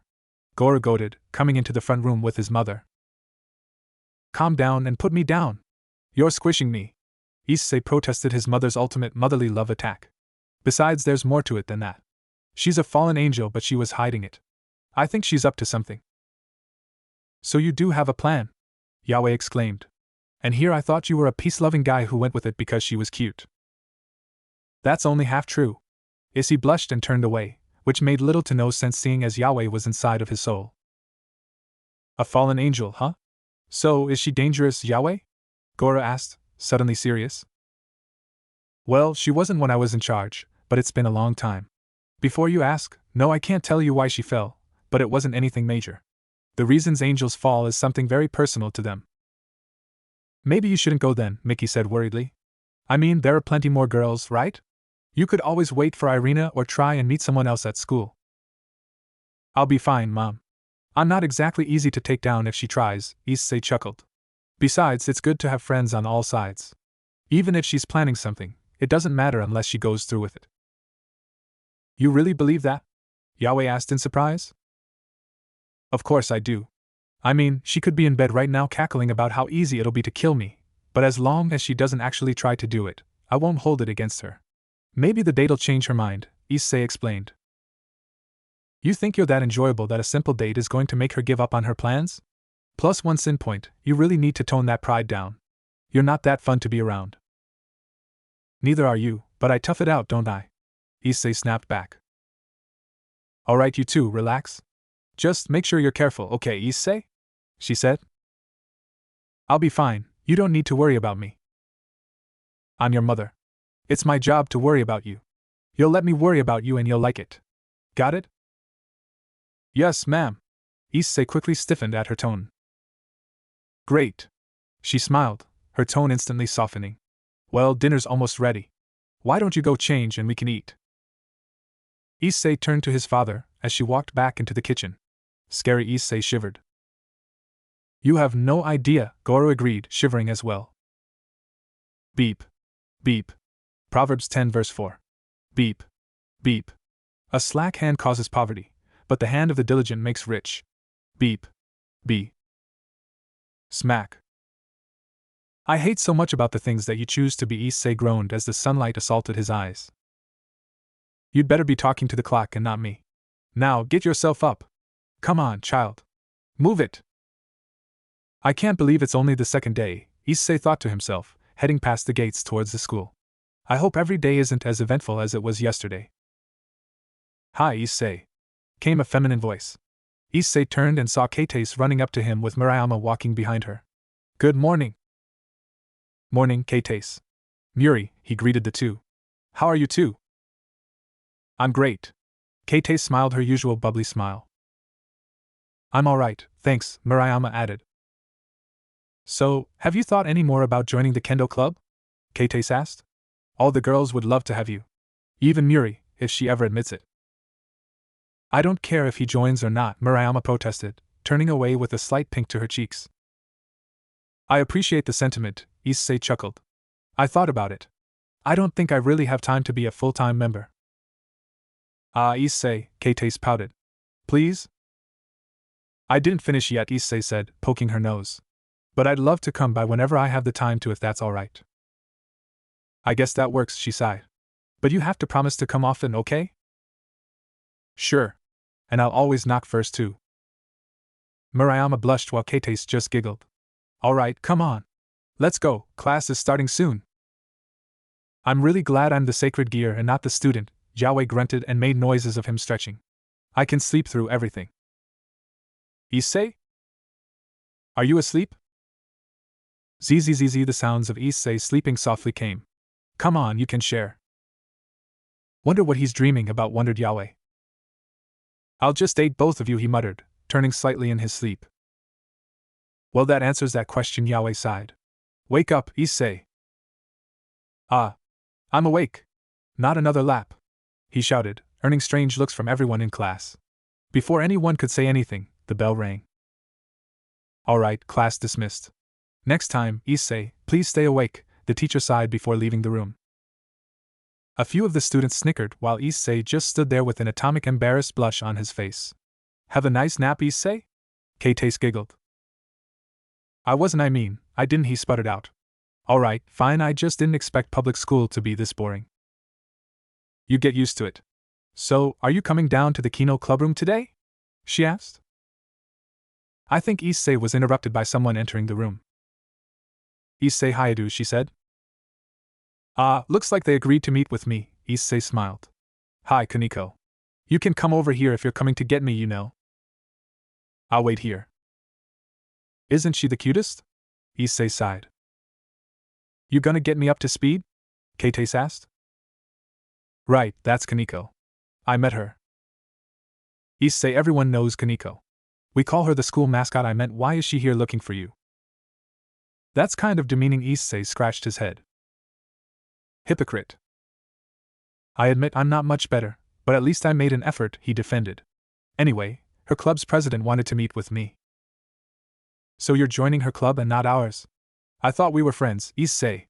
Keitase pouted. Don't give me that look. I never said I was joining, I'm just going to meet them. Stop with the puppy dog eyes. Keitase just giggled. Alright, I forgive you. Just come by tomorrow, okay? Of course. Ready, Kaneko? She didn't answer but just turned around and walked out. Well, see you tomorrow then, Keitase. Bye, Issei. Issei, in the meantime, was following Kaneko down the hallway. So, where do we go to meet your king? I've never been to the underworld, so, if we go there, it'll have to be quick. I thought you knew, she said flatly. Knew what? You said that my club president wanted to talk to you. You mean your king is the president of your club? He asked, bewildered. I just made something up. It's not as if I can say, I found Kaneko stalking me and found out she was a devil Yandere on orders from her king to decide if I'm a threat, can I? Why would someone who lives in the underworld care about you being a threat if you live in Kaneko deadpanned? And I'm not a Yandere. Issei opened his mouth to respond but shut it again just as quickly. Ha ha ha, she's got you there. Yahweh roared with laughter. Shut it. So, what club is it, and where exactly are we going? The Occult Research Club. The old school building. Not much of a talker, are you? Anyway, sorry for gushing over you so much. If I had known they called you a mascot, I would have been a bit more restrained. I just don't really get a lot of contact with others, he chuckled. Kaneko said nothing. Don't get me wrong, you are adorable, I just figured you might have gotten tired of it.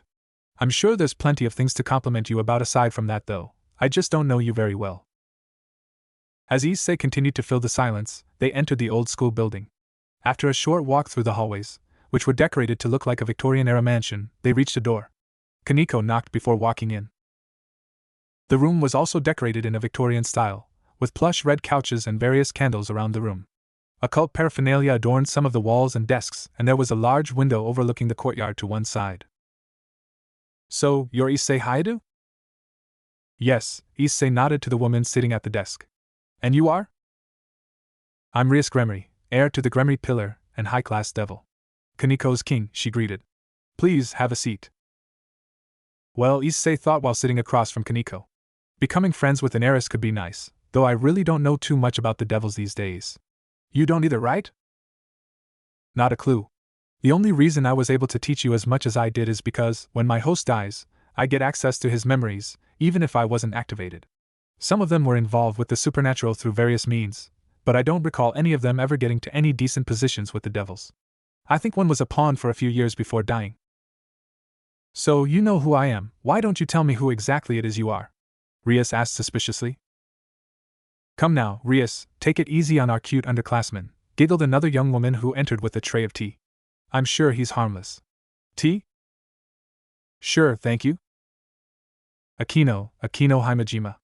I'm Rias Queen, she answered, smiling. So, what is it that you want to know? Issei asked. Kaneko says you're not human? We initially thought you were just a sacred gear user, but it seems you admitted to not being human. So what are you? Rias asked. Couldn't I be both, he grinned. Well, little heiress, how about some information for information? I do really want to be friends, don't get me wrong, but trust is a two-way street. I'll tell you as much as I'm allowed to about myself, and you answer some of my questions. Does that work? And what is it that you want to know? Devil politics. I don't really know how it's going down there, and I've never been there. I know about the 72 pillars and I'm aware of what an heiress is, but I must admit, I'm behind the times. My most recent knowledge was Satan and his generals dying, Issei chuckled. I wasn't there for that, so don't have a panic attack or anything like that, but I just don't have up-to-date information. Alright, I'll agree to your deal if your answers are satisfactory, Rias nodded. So, as I asked earlier, what are you? Well, I was a human, Issei started. Think you can make my wings white for me? Yeah, give me a second here, Yahweh answered, tinkering around his soul. A loud buzzsaw went off, followed by what sounded like a frightened bird and a yowling cat. And stay out, you dang lek. Alright, you're good to go. I don't want to know. And now? Rias asked.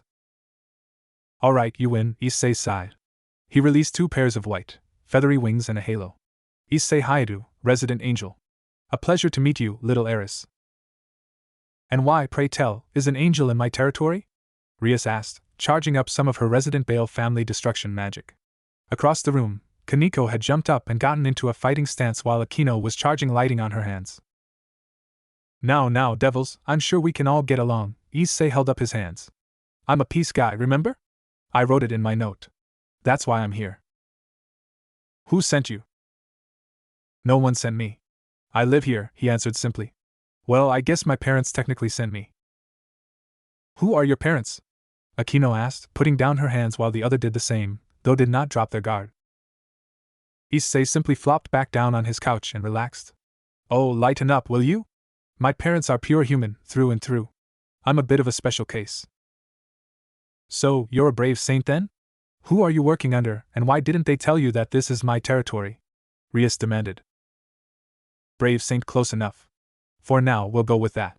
As for why he didn't tell me, that's a valid question, though I have one in turn. What makes this your territory? I've lived here my whole life, no one told me you owned it. My brother gave it to me to run along with my best friend, the Citri heir, she answered proudly. Oh no, Yahweh groaned. And why does he get to decide that you own the place? Well, this is devil territory. We claimed it. And you just let a bunch of humans live here and don't tell them it's yours? Well, that's different, she tried to protest. So, the way I understand it, is that you've decided this place belongs to devils.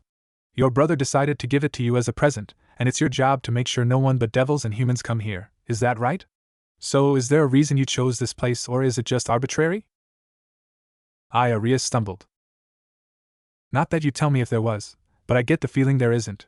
Your brother's either very smart or very stupid. Before you get defensive about anything, let me finish. He managed to make you happy by giving you territory that may or may not be his to give away, but the problem is now there are 2 heiresses in the same spot.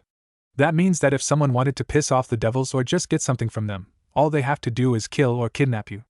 Am I right so far? My. Akino giggled. He's a clever one. I've never seen you at such a loss for words, Rias.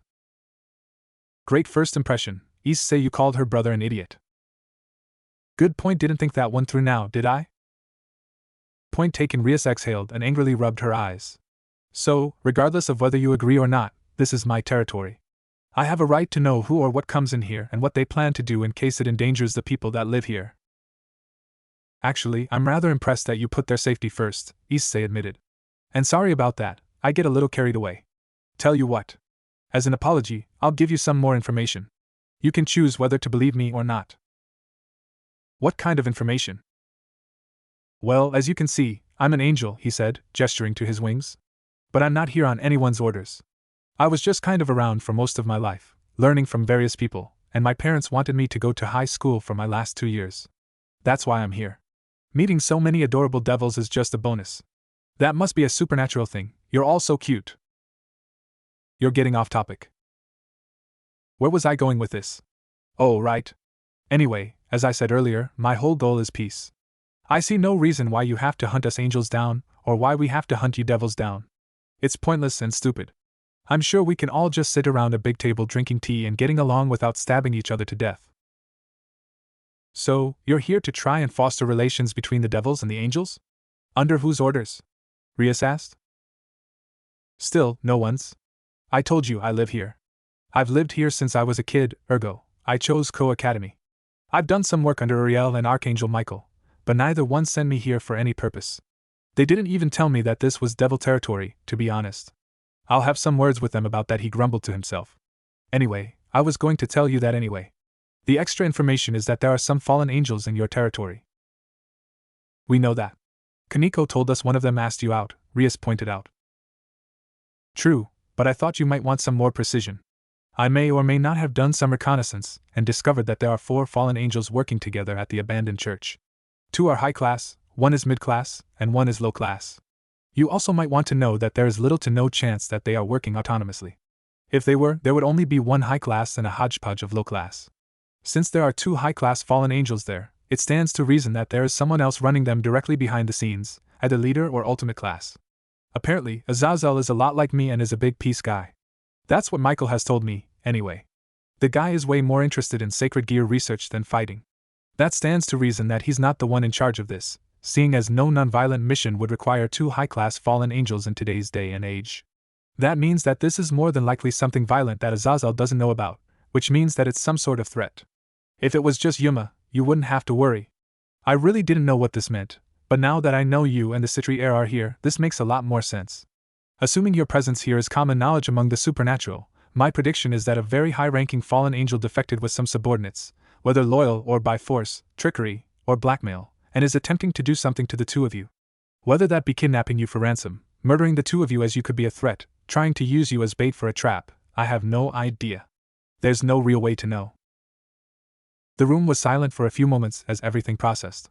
You got all of that just from finding the power levels of fallen angels? Rias asked in shock.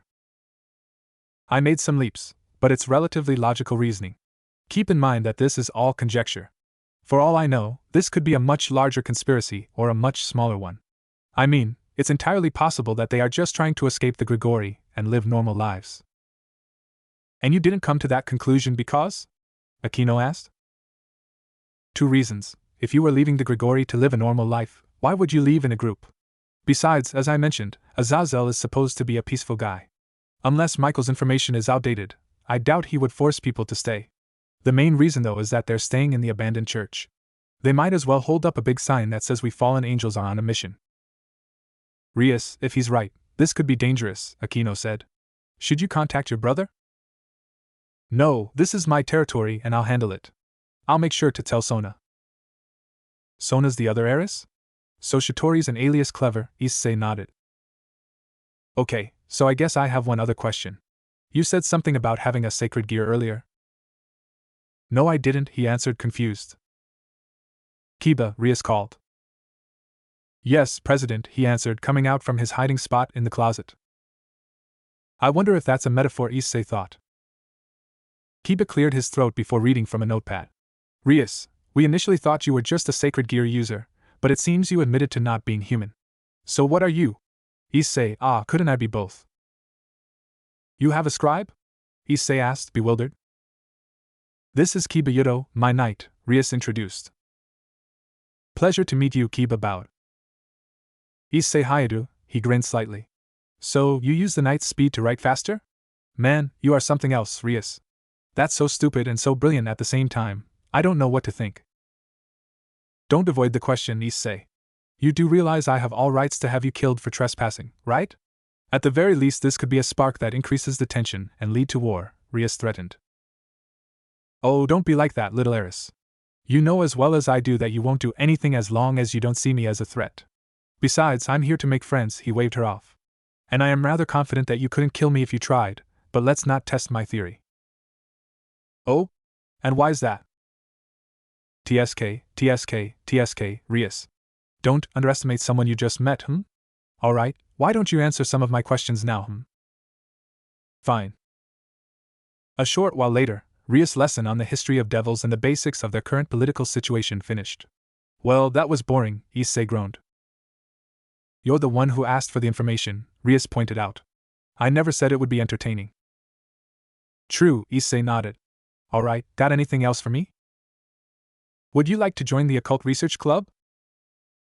Full-time? Nah, I get pretty busy. Besides, K-Tace would never let me hear the end of it if I did that. I'll split up my after-school time between you and the Kendo Club though if that's alright. Sure thing, Issei, Rias smiled.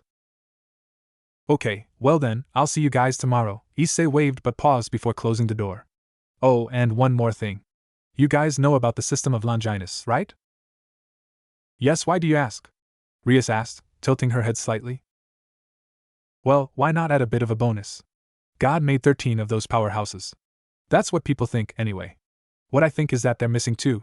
Well, I'll see you tomorrow. Bye then. Issei waved as he closed the door. Just before it shut, Rias could have sworn she saw his wings flicker gold for a brief moment.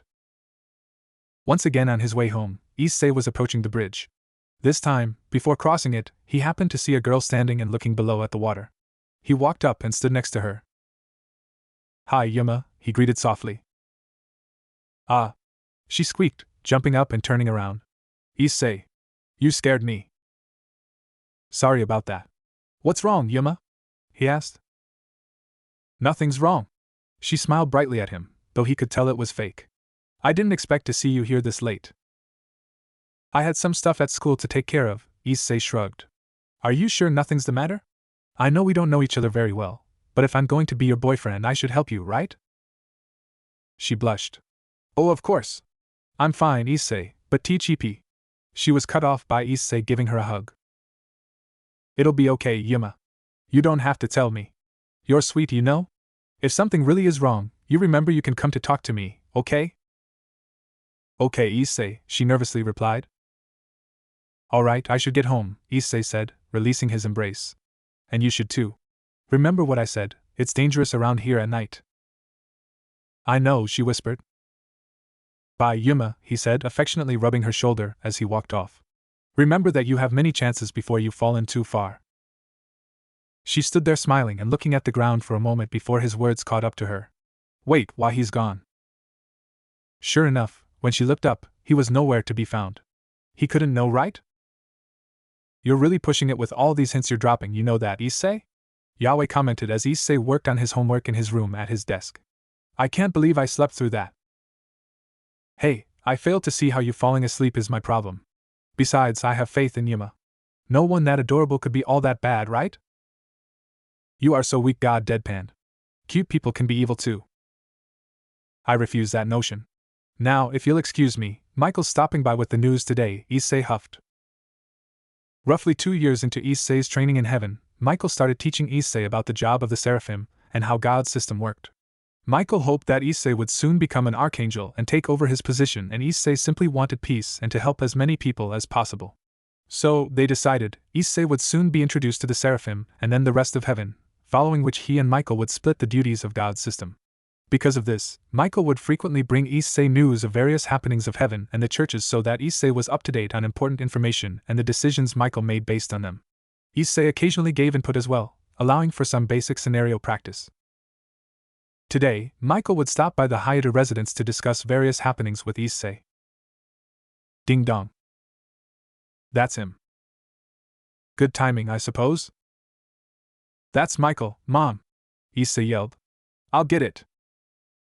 Okay, dear, she called back.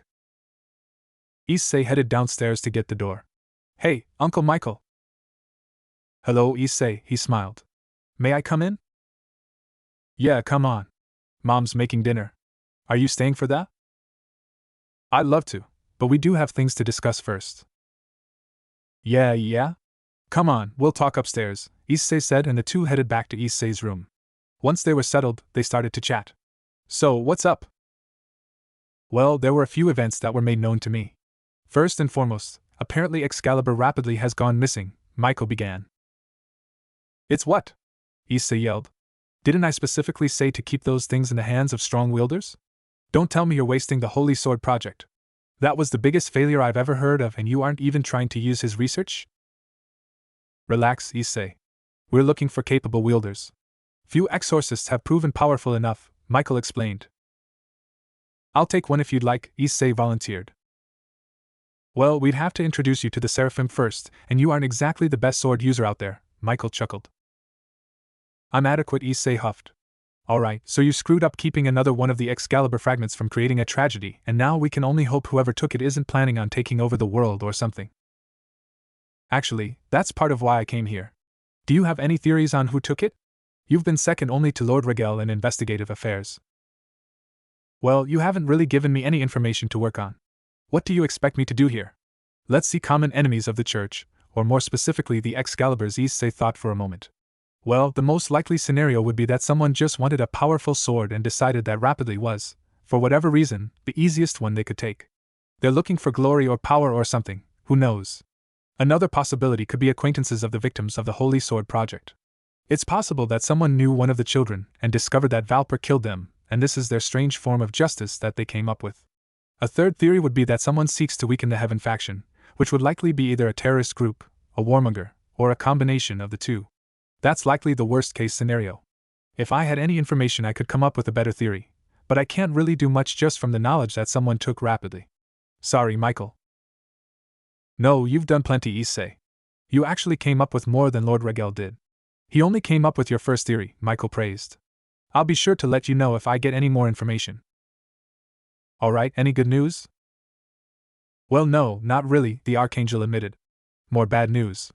I actually had to come to tell you this in person so you didn't freak out. Oh Lord, what did you do now? Issei groaned. God hummed.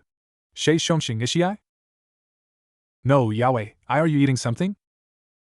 Yeah? You can eat? In my soul?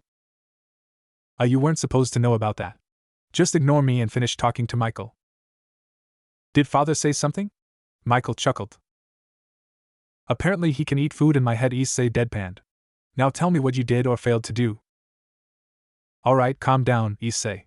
So you remember that saint from Italy? The Holy Maiden? Yes, the one that you determined was so special she should be treated like a prisoner? I didn't order that, Michael defended. You also did nothing to stop it, Issei pointed out. Anyway, she's currently in the process of being excommunicated. She's what? Issei yelled. What in God's name could she have done? Well, that's the thing. She healed the devil. That's it. Issei looked down and clenched his fist. You're telling me a dedicated nun and the Holy Maiden is being excommunicated for doing her job? Unfortunately, yes, Michael sighed.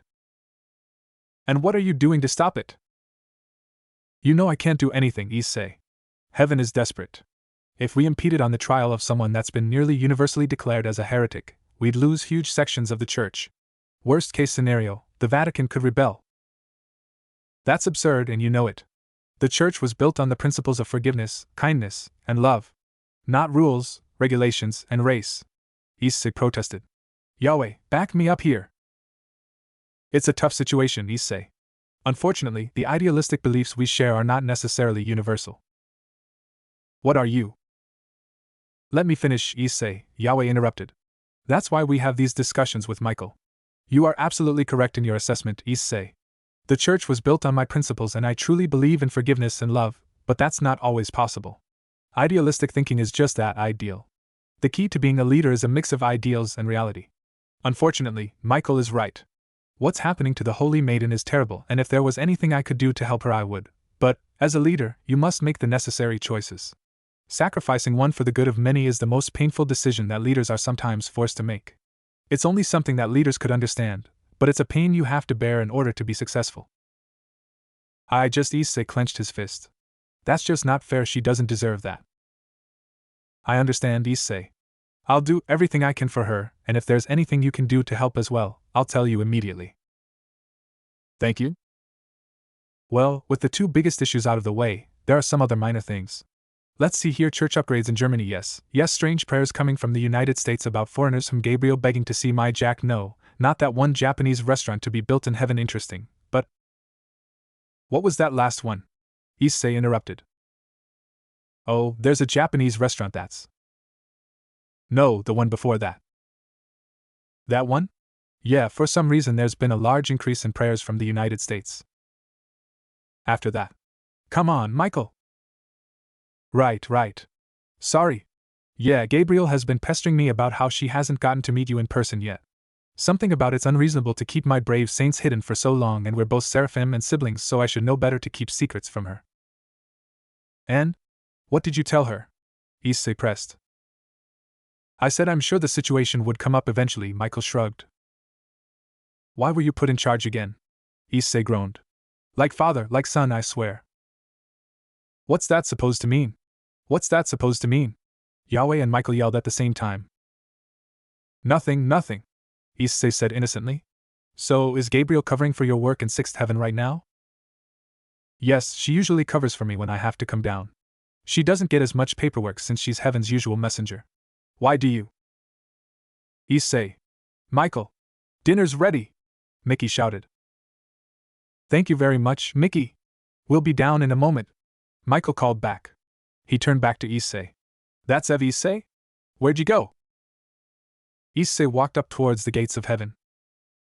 Halt. Identify yourself. Hey, Peter. Long time no see. Issei Hayadu, Lord Michael's Jack. You may enter. Good day to you, Lord Hayada. I said not to call me Lord. Issei groaned, walking through the gates. Issei walked along the path of first heaven towards the elevator. He could have just teleported, but taking the elevator was relaxing, so he preferred doing it whenever possible. After reaching the 6th level, the elevator stopped and let him out, allowing Issei to walk towards the path to Michael's office. After a few minutes, he reached the door and knocked. Knock knock. You may enter. A feminine voice called from inside. Issei opened the door and was instantly stunned in shock. Her title of most beautiful woman in heaven didn't do her any justice. Not meeting Gabriel before now would continue to be his greatest mistake in life for as long as he should live. Even though she was sitting down, Issei could tell she was rather short. She had long blonde hair and a pair of innocent-looking green eyes, an eternal smile on her face. Hello? Who might you be? Wow, he breathed out. Beautiful. Gabriel giggled, probably used to it at this point. Thank you very much, dear. You're pretty cute yourself. Are you looking for Michael? That's my daughter, you know. I'm giving you 100 sin points for even having the opportunity to think lecherous things about her. Yahweh complained. No Michael elsewhere. Wow. Wake up. Issei shouted, shaking himself out of his stupor and taking a knee. I'm so sorry. Forgive me, Lady Gabriel.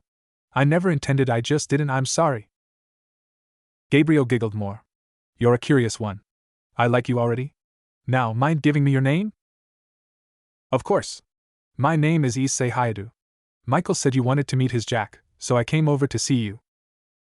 Oh, really? Well, let's go then. Where is he? Gabriel stood. My lady? Yes? That would be me. I'm sorry. I didn't realize. Gabriel flushed. He never gave me your name. You can get up, you may rise. Thank you, Lady Gabriel, Issei stood. He stopped by to tell me about a few less than pleasant things, and he also mentioned that you'd wanted to meet me. Yes. I did. I'm Gabriel, Michael's sister, and one of the 4 great seraphim, she introduced. It's a pleasure to finally meet you. I can't believe Michael's been hiding someone like you for so long. That's the most adorable thing I've ever seen, Issei thought to himself as Gabriel pouted. Watch it, brat, Yahweh warned. Ahem, yes, well, that's partially my fault, Issei admitted.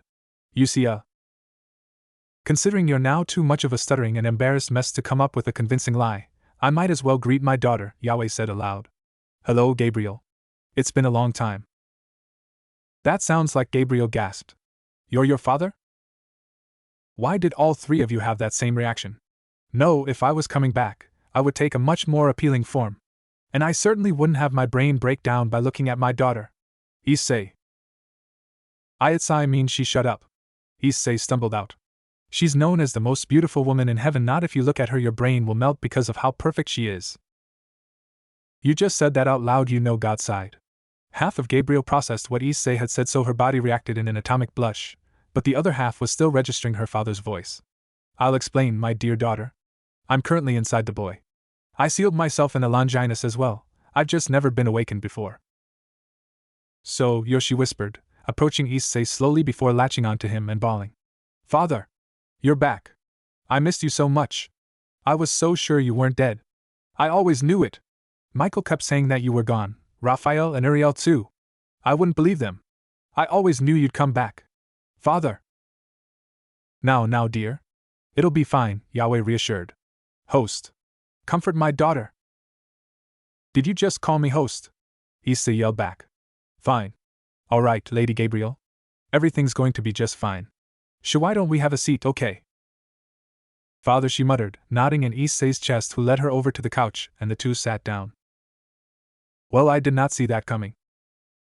She's always been very emotional. Now you see why Michael wanted to wait. Kind of? But at the same time, no. I should have told her earlier. She's thought you were dead for millennia and I could have spared her 9 years of heartbreak. I was too concerned for my own safety. Soon, we're coming clean to all of heaven. If that's what you wish for, you really are too kind for your own good. Listen, Lady Gabriel? I'm really sorry. I've known about Yahweh for 9 years and I've been working with Michael for 4. We decided to keep it a secret so I would be ready. I should have thought about how everyone else would feel. Thank you, she whispered. Thank you for bringing Father back to me. I really didn't do anything, he answered sheepishly. I mean, he chose me. I'm just his host. I hate to admit this, but you're more than just a host, brat. You're becoming a fine successor, and I look forward to seeing you run my system someday. That means a lot to me, thanks, Uncle Yahweh. Gabriel started to giggle. Then she started to laugh. Harder and harder she laughed for over a minute straight before starting to calm down. What is it? It's just really funny, she sighed, wiping the tears from her eyes. You called Father Uncle Yahweh. I can't remember the last time anyone called him anything aside from a title. Well, I was only 8 when we met, he admitted. But it just kinda stuck. Well, if you're on such good terms with my father, you can just call me Gabriel. Are you sure, my lad? Issei was cut off by her finger over his lips. Gabrielle. Not Lady Gabriel or my lady. Gabriel. Got it? Issei nodded. Good. God made several grumbling noises of displeasure in Issei's mind. What is it? My daughter, you're too close to my baby girl and I don't like it this time. Issei started to laugh. What are you laughing at, Issei? Gabriel asked. Yahweh's complaining that I'm too close to you, Issei chuckled, causing Gabriel to realize she was still half on top of him. Eep. She squeaked, once again breaking Issei's mind in cuteness overload. I'm sorry. I didn't realize. You broke him again, Yahweh sighed, causing Gabriel to let out another giggle. Well, thank you for introducing yourself, Issei, Gabriel said, regaining her composure. Come visit me lots, okay? Of course, Gabriel, Issei corrected. Much better, she smiled. Gabriel stopped him before he could leave. One more thing, Issei. Yes, what is? Issei was cut off by Gabriel giving him a kiss on the cheek. Thanks for bringing Father back home. You still there, Gabriel? Yes, Father, what is it? He's totally stopped all mental functions. Hold on. I'll get the AED ready. Yahweh yelled. All right, now clear. Gabriel giggled. Are you always like this now, Father? I've been around Issei for 9 years now. I picked up a few things, Yahweh shrugged. Before Issei comes back around, I have one more thing to tell you. What is it, Father? I approve. Father! Gabriel whined, blushing aggressively. We just met. I know, and you'd better hurry or be willing to share. My host is very popular among women. Oh, he's coming back to us. Gabriel thank you, Issei stuttered out. Good work, Issei. You almost managed to say a full sentence properly around my daughter. Hey! I'm fully capable of speaking full sentences. Issei yelled back. Anyway, goodbye, Gabriel. Bye-bye, Issei. She waved, smiling brightly. Thank you. The rest of the week was fairly uneventful for Issei, is what Issei would have preferred to be the case, though, unfortunately, it wasn't. Friday afternoon after school, Michael returned to his residence with more less than fortunate news. Flashback. Ding dong. Issei, are you expecting anyone? Mickey called to her son, walking to the door. No, Issei yelled back. The Hayadu matriarch opened the door to reveal Michael standing there with a look of tension. Hello, Mrs. Hayadu. May I see Issei? It's rather urgent. Of course, Michael. And please, I keep telling you to call me Mickey. We've known each other for years now. Of course, my apologies, he nodded, entering the house. He's upstairs, I presume? In his room, yes, she nodded. Knock first. Unfortunately for Michael, that last part didn't quite register for him as he quickly headed upstairs and opened his door. Issei, this isn't. What are you doing? Nothing. Issei quickly hid the materials that covered his desk. What are you doing here? Also, why didn't you think to tell me that devils own this territory? That's kind of important for maintaining peace. I knew I forgot some. Don't change the subject. Michael shook his head. Move. No, wait. Issei protested but was shoved over by the hurried Michael to reveal his desk, which was covered in every document, book, passage, and article ever written about Gabriel. I can explain. Is father all right with this? He asked, eyeing him suspiciously. He's asleep. Of course he is. I don't really have time to deal with your obsession with my sister, nor do I have time to yell at you for going to see her without telling me. Put all of this away and wake up, father, this is important. Right. Issei nodded, quickly recognizing his serious tone. Issei put away all his definitely not Yandere-esque research and shook Yaoi up. Well, mentally shook him awake. More accurately, permanently scarred him forever. Uncle Yaoi, quick! Someone is trying to do lewd things to Gabriel. They're trying to do what? Yaoi roared from within Issei. Get ready, Issei. We're going beyond balance. Why are we in your room? Sorry, Michael said it was an emergency and I knew nothing could get you in a serious mood quicker than her safety. That was cold, brat, don't do that again. Alright, you two, stop arguing and listen up, Michael insisted. 2 more Excalibur fragments were reported missing, Nightmare and Transparency. We also have more concrete information. This right here is why I said give the sword to exorcists. Issei shouted. Alright, continue, sorry. As I was saying, we have more concrete information on who took them as well. It was a fallen angel, though we don't know which one exactly. What we do know is that he's heading here with them. Tuku.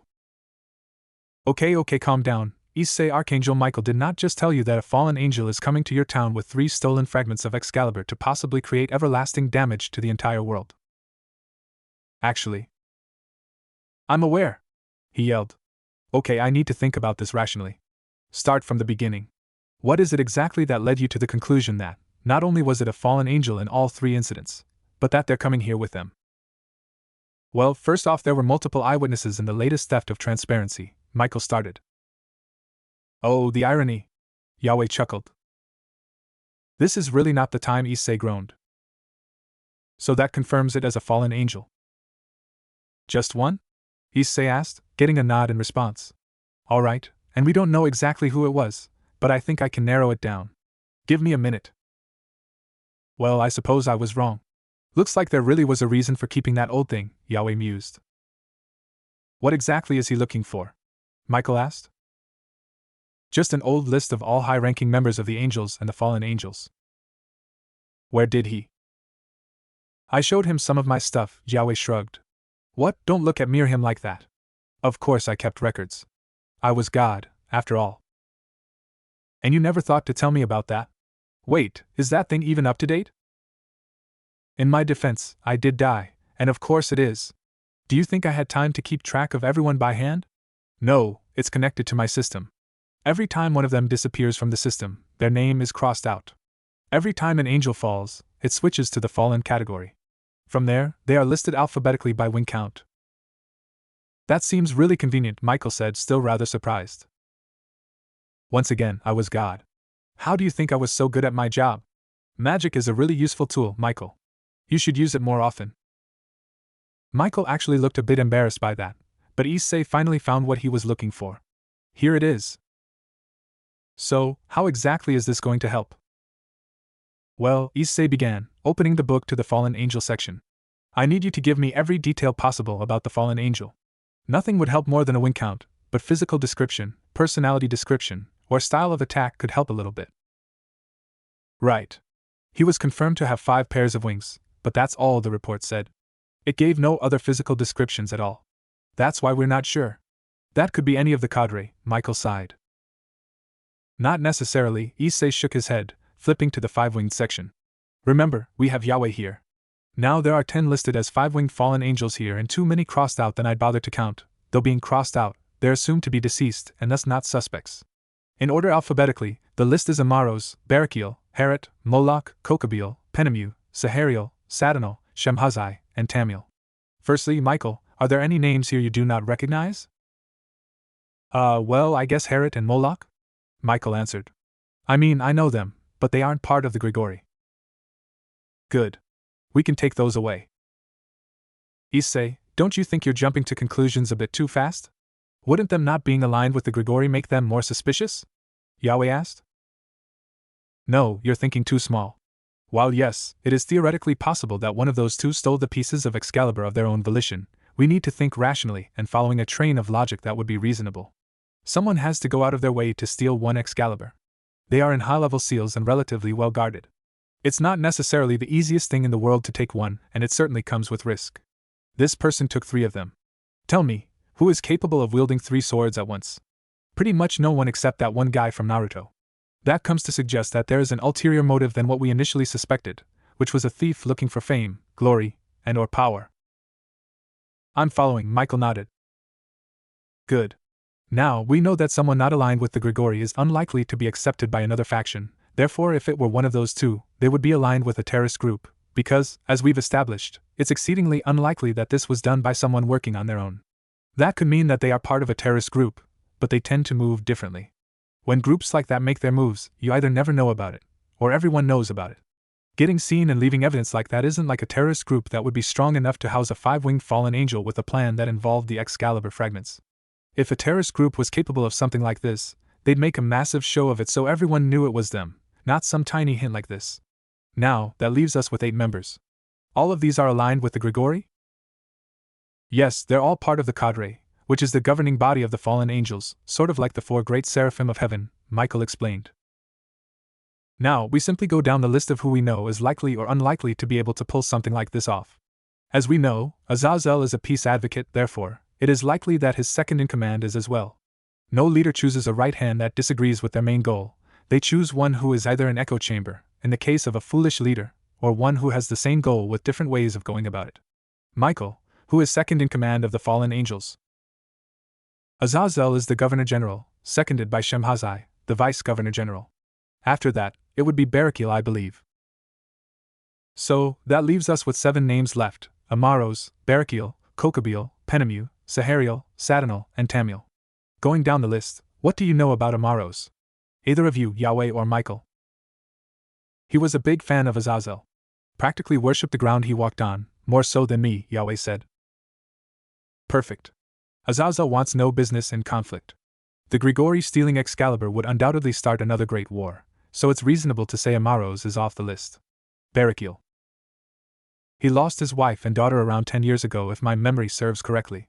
Since then, he's been distant from what Azazel told me. You're in contact with Azazel? Issei asked. Why didn't you say that earlier?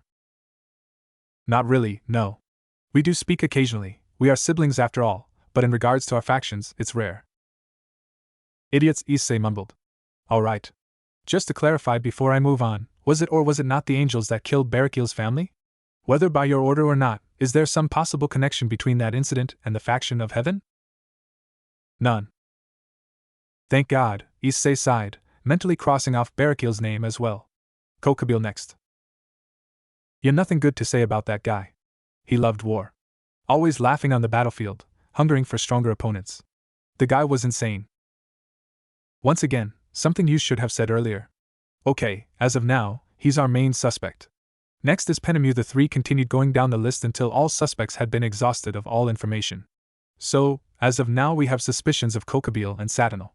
Kokabil has a motive, being that he loves conflict and nothing says conflict like a war, he has the attitude, and he has the ability to get followers. Satanel we simply have no way to clear suspicion of. I think it's obviously Kokabil. That's great and all, but that doesn't necessarily help us solve the issue, Michael pointed out. I'm not done yet. Now we know who did it, we reason out why he did it. This is simply a matter of using logical reasoning and risk versus reward analysis to come up with hypotheses on his reasoning, and we pick from those which is the most likely and proceed based on that, so long as it wouldn't negatively impact any of our other theories in case one of those happened to be correct. Now think. A fallen angel cadre steals 3 fragments of Excalibur from the church. Why? Issei closes his eyes and thinks for several minutes. I think this is lining up nicely. Before I finish that thought though, how do you know Kokabil, or I suppose I should say our suspect, is going to Ko? We were able to track his destination with the swords to Japan.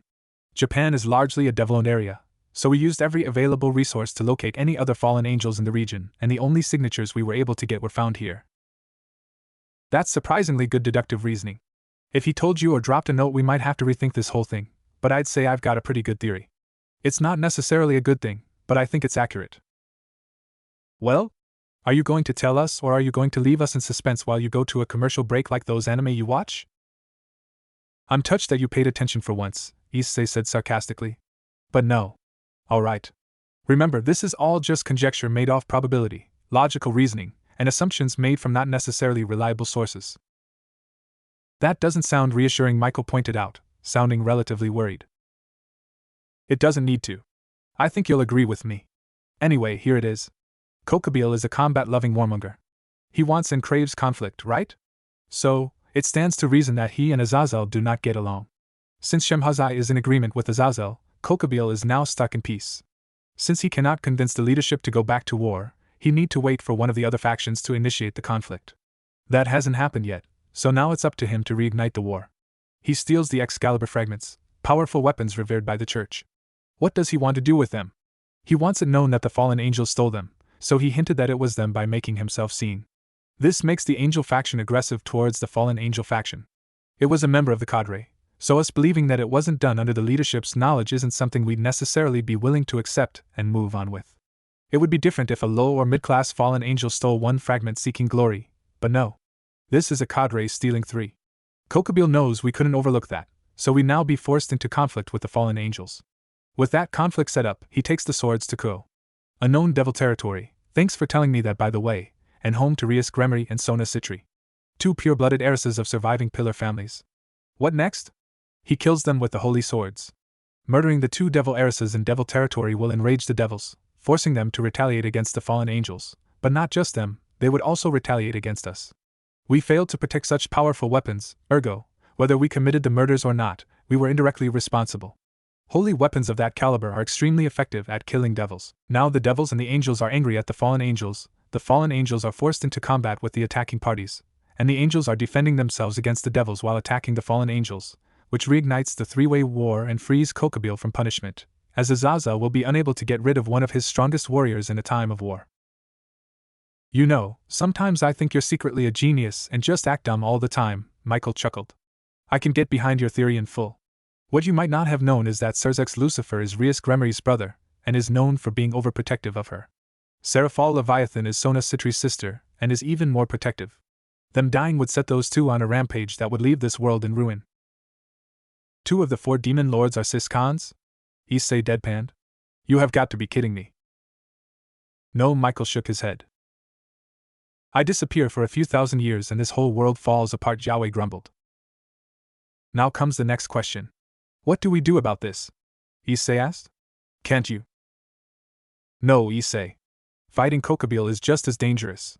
A seraphim fighting a cadre on devil territory is just as likely, if not more likely, to start a war. This is an extremely delicate situation. I'll go back and run your theory by Lord Regel and the rest of the seraphim and get back to you by Sunday. You'd better hurry. I have a bad feeling about all this. Thank you so much for all your help. Just don't forget, Issei said before he left. Once this is all over, I'm making myself known to heaven. I understand, Michael nodded, before teleporting out. What kind of a mess have we gotten into now? Issei groaned. Flashback end. It was now Saturday afternoon, and Issei was preparing to leave for his date with Yuma. Are you sure you want to go through with this? Yahweh questioned. Absolutely. Besides, even if I wasn't sure, it's too late now. Me not showing up would just give her more of a reason to hurt me. The supreme art of war is to subdue the enemy without fighting. Sun Tzu, The Art of War. I know. You really are obsessed with that guy. You're the one who told me to study great leaders. He's my personal favorite. The master of all things war is the favorite leader of peace-loving Issei Hayate? I'm aware of the irony. Issei finished dressing and prepared to set off.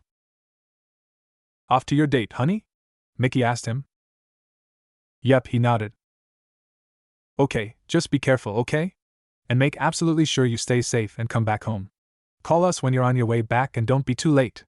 Make sure you use protection if the two of you. MOM. Issei shouted, blushing. I'll be fine.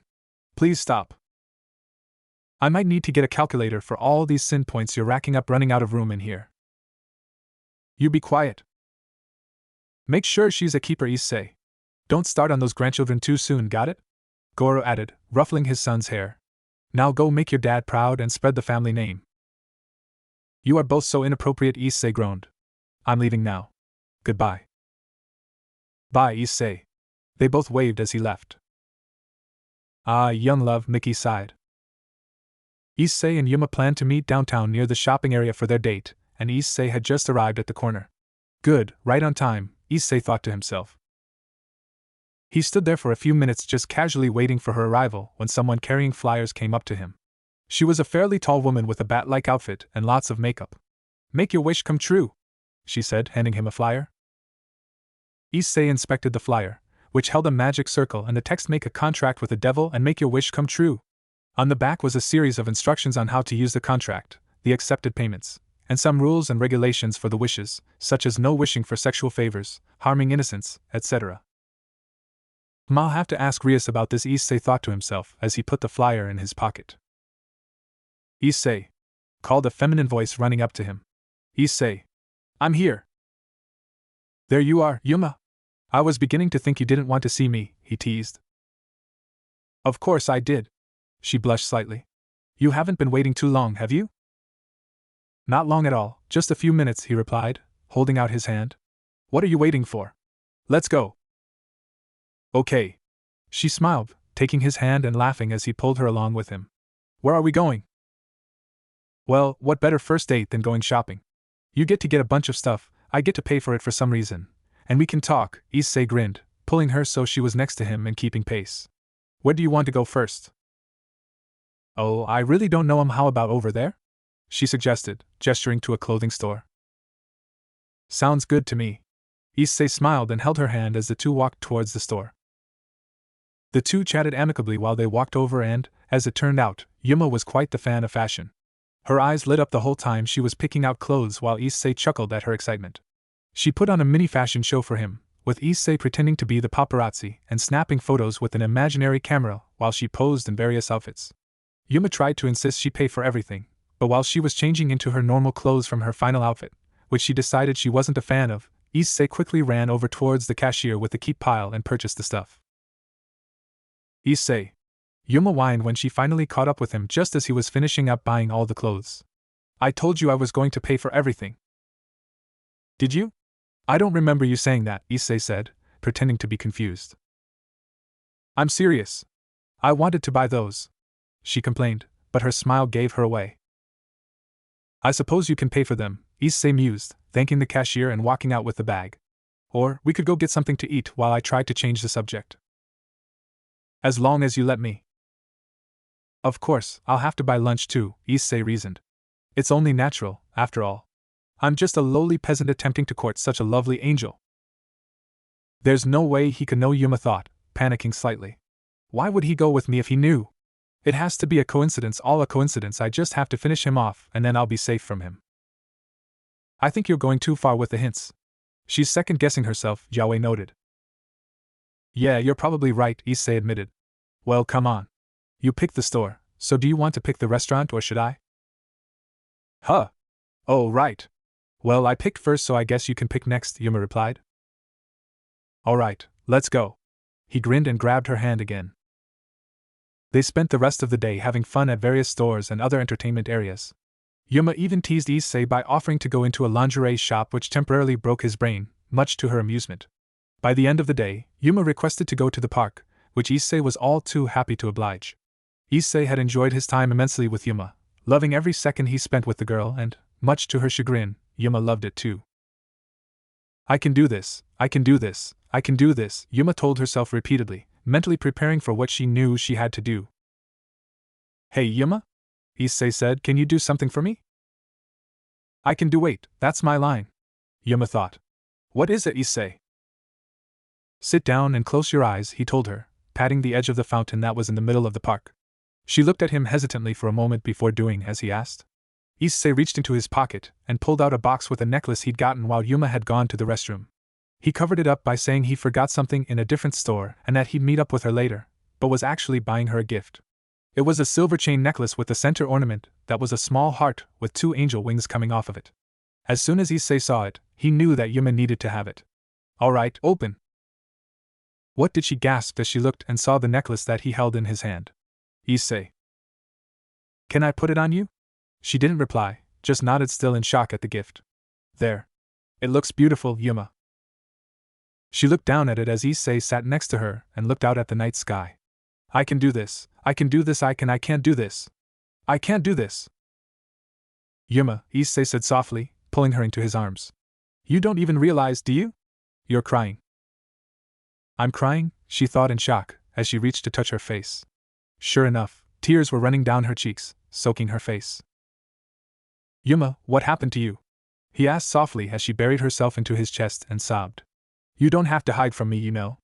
I've known the whole time. You're a fallen angel. Yuma is your old name from before you fell, isn't it? She pulled back in a mixture of shock and fear. How could he? Sure, it'll be okay, Yuma, he insisted, pulling her back towards him. I know that, whatever it is you're trying to convince yourself you can do, that you don't want to. You brought me here tonight to kill me, didn't you? Yuma's heart stopped for a second. She was terrified. Issei, she's scared. Poor thing is frightened beyond her wits, Yahweh spoke sadly. I'm not going anywhere and I'm not going to hurt you, Issei spoke confidently. And no one is going to hurt NY Yuma. She blushed fiercely but calmed down slightly as she continued to cry. You sound like a dragon, Yahweh deadpan. Could you tell me what happened, Yuma? There's a lot I know and I get the feeling that you want no part of it. I'm really worried for you, but I can't help you if you won't talk to me, okay? He spoke quietly, stroking her back as he did so. Do you think you can tell me? Yes, Yuma sniffed as she sat back up. It's all true, I was told to kill you. I used to be an angel, but a long time ago, I felt I always admired Azazel as an angel, so when he and the rest of the Grigori fell, I didn't really know what to do. I wanted to go with him, but I didn't want to fall. I wanted to stay in heaven with everyone else. One day, I went to visit him and another fallen tried to take me to capture me and use me as a toy, so I killed him. His lover came in and found me over him covered in blood, and I panicked and killed her too, afraid of what she would do. It was a needless kill for nothing other than my fear, so I fell. Azazel took me, and after I told him that I chose to fall to follow him, and I never told anyone about what I did. Yuma, he whispered, grabbing her in an even tighter hug. I'm so sorry, I wish you never had to talk about that again. Before you ask, I couldn't forgive her. Not because her actions weren't forgivable, but because to return an angel to grace is a long process initiated by the fallen one. The war started before she got the chance, if she would have taken it anyway. Yuma is a victim of fear and circumstance. I may not have your detective brain, but I'd be willing to bet that Kokabeel, or whoever the mastermind is blackmailing her with information about her killing those two, and she's too afraid of what others will think if they find out. Besides, any cadre member could kill her easily, high class or not. I know it's idealistic to expect such a thing, but I'm different than you. I will be idealistic because Yuma deserves forgiveness, and I will give it to her. No matter what it takes. Yuma? Do you trust me? What? She asked, looking up at him. Do you trust me? He repeated, taking one of her hands in his. I can help you. I just need you to trust me. She hesitated. She hadn't trusted anyone in all this time, but by now, what did she have to lose? If he was lying to her, she'd be killed. If she went back to Kokabeel, she'd be killed there too. She was beyond lost. She was. Yuma. There's always time before you've fallen too far. I do, she said softly. I do trust you. Heavenly Crown, he spoke in a regal tone, releasing his 5 pairs of shimmering golden wings and his blinding crown that replaced his usual halo, filling the park with holy light as he reinforced the barrier he'd activated while she had her eyes closed. What? What are you doing? She started to panic but was instantly calmed when Issei pressed his forehead against hers. Sure, everything's fine. Just trust me, okay? No matter what, I won't ever hurt you, Issei said, somehow making her feel safer than she'd ever felt before. Balance breaker, Sherry Toothiu. Balance breaker, hand of God. An immense holy aura washed over her as Issei shone even brighter than he already was, as his outfit was replaced with one similar to Archangel Michael's. He had gold, armored shoulder plates, and holy robes. His shimmering golden wings surrounded her, keeping the two of them in a cocoon of feathers and holy energy.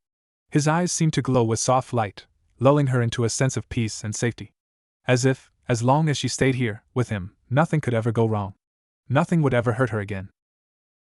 Well, this is interesting, God mused. I am the Lord thy God, who brought about the rule and righteousness so that the strong should not harm the weak. Issei began to chant as the holy aura started to condense around them. The Lord bless you and keep you. The Lord make his face to shine upon you and be gracious to you. The Lord lift up his countenance upon you and give you peace. By my name as thy Lord and Holy Father of Heaven, you, Yuma Amano, are forgiven. A speechless Yuma Amano watched as her wings were forced out of her body and the holy aura flooding out from Issei entered her wings, slowly cleansing the black feathers and turning them a feathery, pillowed white. A small white halo began to shine above her head and glowed with holy light. Her plumage began to shimmer in the moonlight as Issei smiled at her. Soon after, though, the power started to overwhelm her. She started to feel dizzy and her body started to ache as if there was a war going on in her soul. Soon after, she collapsed on the ground, her tired body unable to take the foreign sensations any longer. Yuma? Yuma? Issei panicked, dropping his sacred gear and shaking her, trying to wake her up. What happened? Her pulses slowing down. Yahweh! Help me! I told you, Issei. Forgiving an angel isn't that simple. You managed to bypass the system, which is more than a little impressive, but you couldn't fully control it, and once you lost control, the system is trying to fight your aura within her body. No, I can't do the deck. I can use the deck. Issei remembered, reaching into his magic space and pulling out a box filled with 13 extraordinarily powerful playing cards. You're not allowed to do that, Issei, Yahweh warned. I don't care. He shot back, pulling out a card. This is my fault. I was impatient, foolish, overly emotional, and naive. I know that. Just please let me fix this. Child, he sighed. You are all of those things, but above all, you possess the kindest and gentlest soul I have ever seen. All you do is done for the sake of others, all you preach is what you follow, and all you believe is right. Even if I didn't approve of this, I can't stop you, but I do. Go on, Issei. Save the girl. She's earned it. Thank you, he whispered, tears pooling in his eyes. He removed one of the cards and placed it over her chest. Issei Hayadu, invoke the grace of the Lord, to invite thee among the ranks of heaven. Join in singing his praises and guard the land in which he made. Become a guardian of heaven and serve me as my 10, the 10 of crowns. The card began to glow white before sinking into Yuma's chest and causing her body to glow briefly, a tattoo on the back of her hand appearing briefly, showing the number 10 above a shimmering white crown. Her breathing began to return to normal as she slowly but surely opened her eyes and the tattoo vanished from her skin. Good job, Issei. I'm proud of you. Today you've learned the lesson many fail to ever learn. A good man makes mistakes. A great man makes mistakes and fixes them. That is something that will never change in the never-ending expanse of time itself, Yahweh praised. Issei? Yuma whispered, looking up at Issei who sat next to her prone figure tightly holding her hand. What happened? What should have happened long ago, Yuma, what should have happened long ago, he answered, leaning down and kissing her forehead lightly. Before you fall asleep, who is it that sent you after me? Kokokabil, she got out as her eyes began to drift closed again. I thought as much, he grimaced. Don't worry, Yuma. I'll take care of everything. You're safe now. As long as I can do something about it, no one will hurt my Yuma ever again. Issei, she whispered before succumbing to exhaustion. Now, Issei said, lifting her like the delicate angel she was. Let's get you home. Where exactly do you plan on taking her? Where do you think? My place, of course. I look forward to you explaining to your parents why you're bringing your unconscious girlfriend back to your house, Yahweh grinned. Whose mind is full of lust now, huh? It was certainly an interesting conversation to say the least. Issei got home to a panicking mother from how late he arrived, who panicked even more seeing the unconscious girl in his arms. His father gave him a thumbs up, which embarrassed Issei to no end and got Yahweh laughing uproariously, while his mother grilled him for every detail on exactly what he did to this poor girl. He managed to convince her not to press into Yuma's personal life story too much, but, after explaining what he did, his mother hit him over the head and then hugged him, saying that even though he was an idiot, that she was extremely proud of him. Beep. Beep. Ezra 10 verse 4. Beep. Beep. Arise, for it is your task, and we are with you, be strong and do it. Beep beep. Yuma awoke confused. As she opened her eyes, she realized that her surroundings weren't familiar, and there was a weird alarm clock that she felt some sort of strange personal hatred for. Quickly destroying it with a light spear, satisfied that at least one issue had been resolved, she set out to figure out where she was and how she had gotten there, as well as why she felt so different. Come to think of it, why was she in this form? Normally, her fallen angel form would come back whenever she was asleep. Knock knock. A soft knock came on the door outside. Yuma? Are you awake? I'm coming in, okay? My eyes are closed, Issei said as he entered his own room with his eyes closed. Issei? She asked, confused. What was he doing here? Are you dressed? He asked. Yes, she blushed. We didn't do anything, did we? Don't tell me Kelowna rubbed off on me that much. How are you doing? He asked, sitting beside her and taking her hand in his, rubbing it softly. Where am I? And what am I doing here? She asked him. Try to remember. Think about last night, he told her, holding her hand firmly. Last night they had their date. It was a lot of fun, she remembered. They spent the whole day out together, and Issei paid for everything no matter how she tried to trick him or distract him to let her pay for something. Afterward, she took him to the park near the fountain so she could kill him. The thought alone made her want to be sick. Then he gave her that necklace. Issei noticed as she reached absently for her chest as if searching for something. I hope I didn't lose it, she thought. What happened after that? Her eyes widened as she started to remember. He told her he always knew she was a fallen angel. That he knew it was her mission to bring him there and kill him. And he said he didn't care. That she was a good person and that he would protect her. She remembered telling him her story. How she fell from grace in fear and shame. And then he did something that she couldn't begin to fathom, and her wings grew white, and then nothing. I take it you remember now? Issei asked her, smiling. Whoa! Slow down. Yuma had launched herself at him, burying herself in his embrace as he hugged her protectively, chuckling slightly. I don't know what you did or how you did it, but thank you. Of course, Yuma, he replied quietly, pulling back slightly. He reached into his pocket and pulled the necklace back out, putting it back around her neck and gently pressing the ornament to her chest. There. I think you were looking for that, weren't you, Yuma? Did you destroy my alarm clock? Her face grew to levels of red never before experienced as she tried to apologize. I did, but I didn't mean. I swear it was an accident. I'm really sorry, Issei. I really am. You really are an angel, he exclaimed, picking her up and squeezing her. Finally. I hated that alarm clock so much, but I couldn't get rid of it because of a stupid bet. You're the best. Issei, she squeaked out. P put me down. Oh, yeah? Sorry, he chuckled, setting her back on the bed and scratching his head awkwardly. I just really hated that clock. I'll just make another bet with you so you have to get another one, Yaoi shrugged. Mark my words, Issei, you will have my alarm clock. Who was that? Yuma asked. There's a lot to explain, Issei chuckled sheepishly. And quite a bit I have to apologize for, so let's go have breakfast so I can feed you before you try to kill me again. This was his worst idea yet. A terrible idea. Why did he do this again?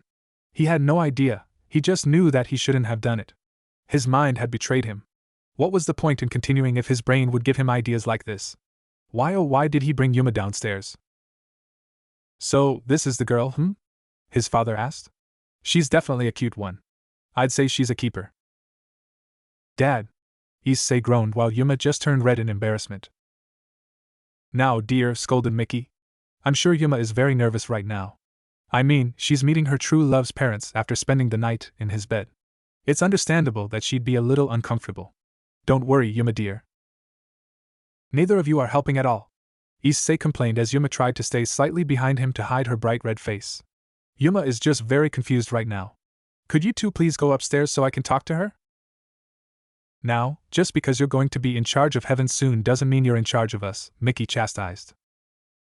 He's what? Yuma thought to herself. We'll go upstairs when Michael gets here. For now, I want to get to know my future daughter-in-law. We just met this week. And she only asked me out so she could kill me, Issei defended. She did what now?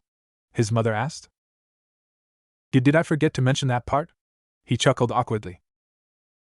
I know you have moral standards, but you may want to cast one of those memory adjustment spells if you want to live, Issei, Yaoi suggested. Ding dong. Looks like you two have to go upstairs. That's Michael. Bye. Issei told them, pushing the two towards the stairs. Off you go. Chop chop. We're not done talking about this, Issei, Mickey scolded. We'll be back. That's what they all say, he mumbled to himself, quickly heading to the door. Morning, Michael. You have news for me? Good morning to you as well, Issei. May I come in? Michael smiled. I hope that smile means something good. Sure, come on in, he gestured. Thank you, Issei. I wouldn't say necessarily something good per se, Moravo? Who's this? Michael asked. Michael? Yes, Father? When was the last time you checked the system? I believe it was yesterday evening before dinner. I had paperwork to do so I could come to meet with Issei this morning. Why do you ask? You're in the clear, Issei. Quick, come up with something convincing while I distract him. You realize you just said that out loud, right? Issei deadpanned. Alright, Michael, this is Yuma. Yuma, this is Archangel Michael. Before either of you flip out, I'd like us all to sit down at the table. Sound good? Good. Yuma followed his lead, which was him forcibly shoving the two of them into the dining room and into seats while opening and closing her mouth trying to understand why it was that the Archangel Michael, the second in command of heaven, was currently here and talking with Issei as if they were good friends. Alright, Yuma, I'm sure you probably remember Michael, though Michael may not remember Yuma. I'll try to explain. Come on, Michael. You remember Yuma. She was the one that always followed Azazel around, remember? She was so little then. Look how she's grown. Yahweh spoke with pride. That sounds familiar, though I can't say I remember her. I'm truly sorry, I'm not as good as fathers with names, Michael apologized. Father? Yuma asked. Alright, first why don't I explain who, or I guess what I am, to you, Yuma. Pay attention, okay? And don't freak out. Ready? Good. Alright. So, you are aware of the system of sacred gears and Longinus. There are 13 known Longinus, however, there are 15 Longinus that God actually made. I'm currently the wielder of one of the two undiscovered ones. Are you following? Yuma nodded. Good. Alright, so the sacred gear I possess is known as Heavenly Crown. You've heard of the boosted gear and divine dividing, I'm sure? This is rather similar to those, however. Instead of hosting the soul of one of the two heavenly dragons, mine hosts the soul of the God from the Bible. Yuma's mouth opened in shock. So you and soul God, Father, she sputtered out. It's been a long time, Yuma, Yahweh greeted. Don't worry, Issei's a great host. Looks like someone's getting soft on me, Issei teased. Quiet, brat. Okay, you with me so far, Yuma? She nodded. Good. So, Michael, on Monday Yuma invited me out for a date.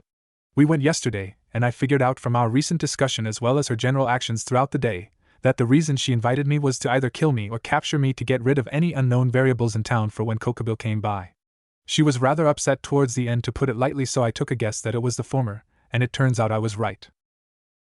So, Yuma is a fallen angel whose initial goal was to take you out of the equation for Kokobil's attack? Michael asked as Issei nodded and Yuma looked down in shame. Now or I guess you'd figure it out eventually, Issei chuckled sheepishly. I kinda sorta got her story of how she fell, and I might have used my balance breaker to bypass God's system, and I kinda forcibly forgave her. Michael stared at him for the longest 30 seconds of Issei's life in what could be described as a hodgepodge of confusion, shock, amazement, pride, anger, and disbelief. Okay, he said slowly. So you forgave Yuma by ignoring the system we have in place for fallen angels to earn their forgiveness because you alone decided she deserved it? Yuma's eyes started to water as she got a worried look on her face. She was scared. What was going to happen to him? Would he fall like she did? Were they going to punish him? Would he be warmth once again? She felt warmth. Issei had noticed her panic and took one of her hands in his, squeezing it reassuringly. I did. And I don't regret it in the least, he said confidently, making Yuma tear up even more. Unfortunately, that's not all. Alright, what did you do? Michael sighed. Oh, this is a big one, Yahweh chuckled. He accidentally killed her. The idiot thought he was stronger than the system I created to run the world. You what? Yuma asked, looking at him in confusion, while Michael just shook his head. I don't know if I should be surprised or not, but Issei, why don't you finish the story, though I think I know where this is heading. Yeah, he answered sheepishly. So, apparently, bypassing God's system is really difficult. None of what I did should have been possible. After I forgave Yuma, I sorta lost control, I guess, and the power I used to forgive her, and the system rejecting it, started to tear apart her soul a little bit. My soul, she shivered slightly, lightly grabbing her head in various places as if to make sure nothing was trying to escape. Don't worry, Yuma. You're perfectly alright. I just kinda broke a major rule to make sure that you didn't accidentally die, he admitted. So, I realized you were dying and sorta used my brave saint card to bind your service to me in heaven until one of us should die. Idiot, Michael rubbed his face in annoyance. I'm really sorry. I couldn't live with myself if you died after I promised not to hurt you. If you want to hate me, I understand. I essentially forced you to become my servant, so if you want, I won't ever order you to do anything. Even if I lose my deck because of it, you can do whatever you like and hit me or hate me or do anything you want. I'm really Issei was cut off by giggles from Yuma. She kept giggling until she broke out into laughter. Oh no, I did so much damage to her brain she's broken. What am I going to do? He's an idiot, Yaoi confirmed. Issei, you dummy, she giggled more. How could I possibly hate you? You saved my life. You made my dream come true. I'm an angel again. I've wanted to go back to heaven for as long as I can remember. What is there to be even slightly angry about? What do you mean? I forcefully, for all intents and purposes, enslaved you for all time. That's one of the worst things I could have possibly done. So? I would be dead if you hadn't saved me, Issei. Even if I was enslaved, I owe you everything. Besides, why wouldn't I want to serve you? I get to spend my life helping heaven and the person who did so much more for me than anyone else has ever done. That's the best present I could have ever asked for, she smiled. I guess you could say you enslaved me, but I don't really care. I haven't known you very long, but just from what I've seen, and from what you said, I don't have anything to worry about. For whatever reason, I feel safe when I'm with you. Safer than I've ever felt before. I'll stay with you, Issei, forever. Or at least as long as you'll have me by your side. Yuma, he said, eyes wide. Hopefully, she can teach you more about women. You suck at talking to them, Yaoi said. No, I don't, Issei snapped back. So, you're your god? Yuma asked. How exactly are you inside of Issei? I don't mean any disrespect, my lord, I'm just just ignore me. I'm probably just. Now, my child. All will be explained in due time. And for all intents and purposes, I'm not God anymore. I'm just the soul of the heavenly crown. That title fell from me long ago. You may call me Yahweh or Father if you wish. Yes, my lower father? She said, slightly uncomfortably. I like this one, Issei. You'd better be good to her. Especially if you plan on getting one of those harems you seem to talk about so much. I do not talk about harems all the time, Issei shouted, blushing. You talk about them all the time. You and my parents. I've never given my opinion one way or the other. You do realize that I'm in your soul, right? And you've allowed me to view your mind more than once? That's just no comment. Alright, I think we should move on, Michael interrupted. I'll come up with a suitable punishment for you later, Issei, but for now, let me tell you what I came here for. Right, sorry. Yuma, just so you know, please don't share anything we talk about outside of this room unless explicitly given permission by myself or Issei, who is now, essentially, your direct superior for all matters in relation to heaven. Understood? Yuma nodded quickly, straightening herself up to what she hoped was a more presentable position. Good. Now, under your theory, which is the assumption that Kokobile is coming to Ko to reignite the war. Hold on a second, Michael. We have Yuma here. We can just confirm everything with her. Will you answer some questions about what your group is doing here, Yuma? Issei asked. Of course. She nodded. Anything I can do to help. Alright, so, you already confirmed that Kokobile is in charge. The theory I came up with is that Kokobile stole Excalibur's Rapidly, Nightmare, and Transparency in order to provoke the Heaven faction. He plans to bring them to Ko to assassinate the two devil heiresses with the swords in order to reignite the war. Is that all correct? You figured out all of that? How? Yuma asked, bewildered. That's most of it, I just don't understand how you. Detective work is kind of his only real talent, Yaoi shrugged, earning a giggle from Yuma. Jerk, Issei grumbled. Anyway, is there anything else that I missed? And can you confirm my theory? That's almost all they told me. The only other thing I know is that we're supposed to have a sacred gear delivered here soon. I think it was a nun that was excommunicated. I guess Kokobile arranged for her to be transported to Ko so we could extract her sacred gear to strengthen our forces, she admitted. But I don't really know anything else. Excommunicated nun, he muttered. That's too coincidental to ignore. The Holy Maiden had twilight healing, right, Michael? Yes, she did. And yes, they did excommunicate her. In all likelihood,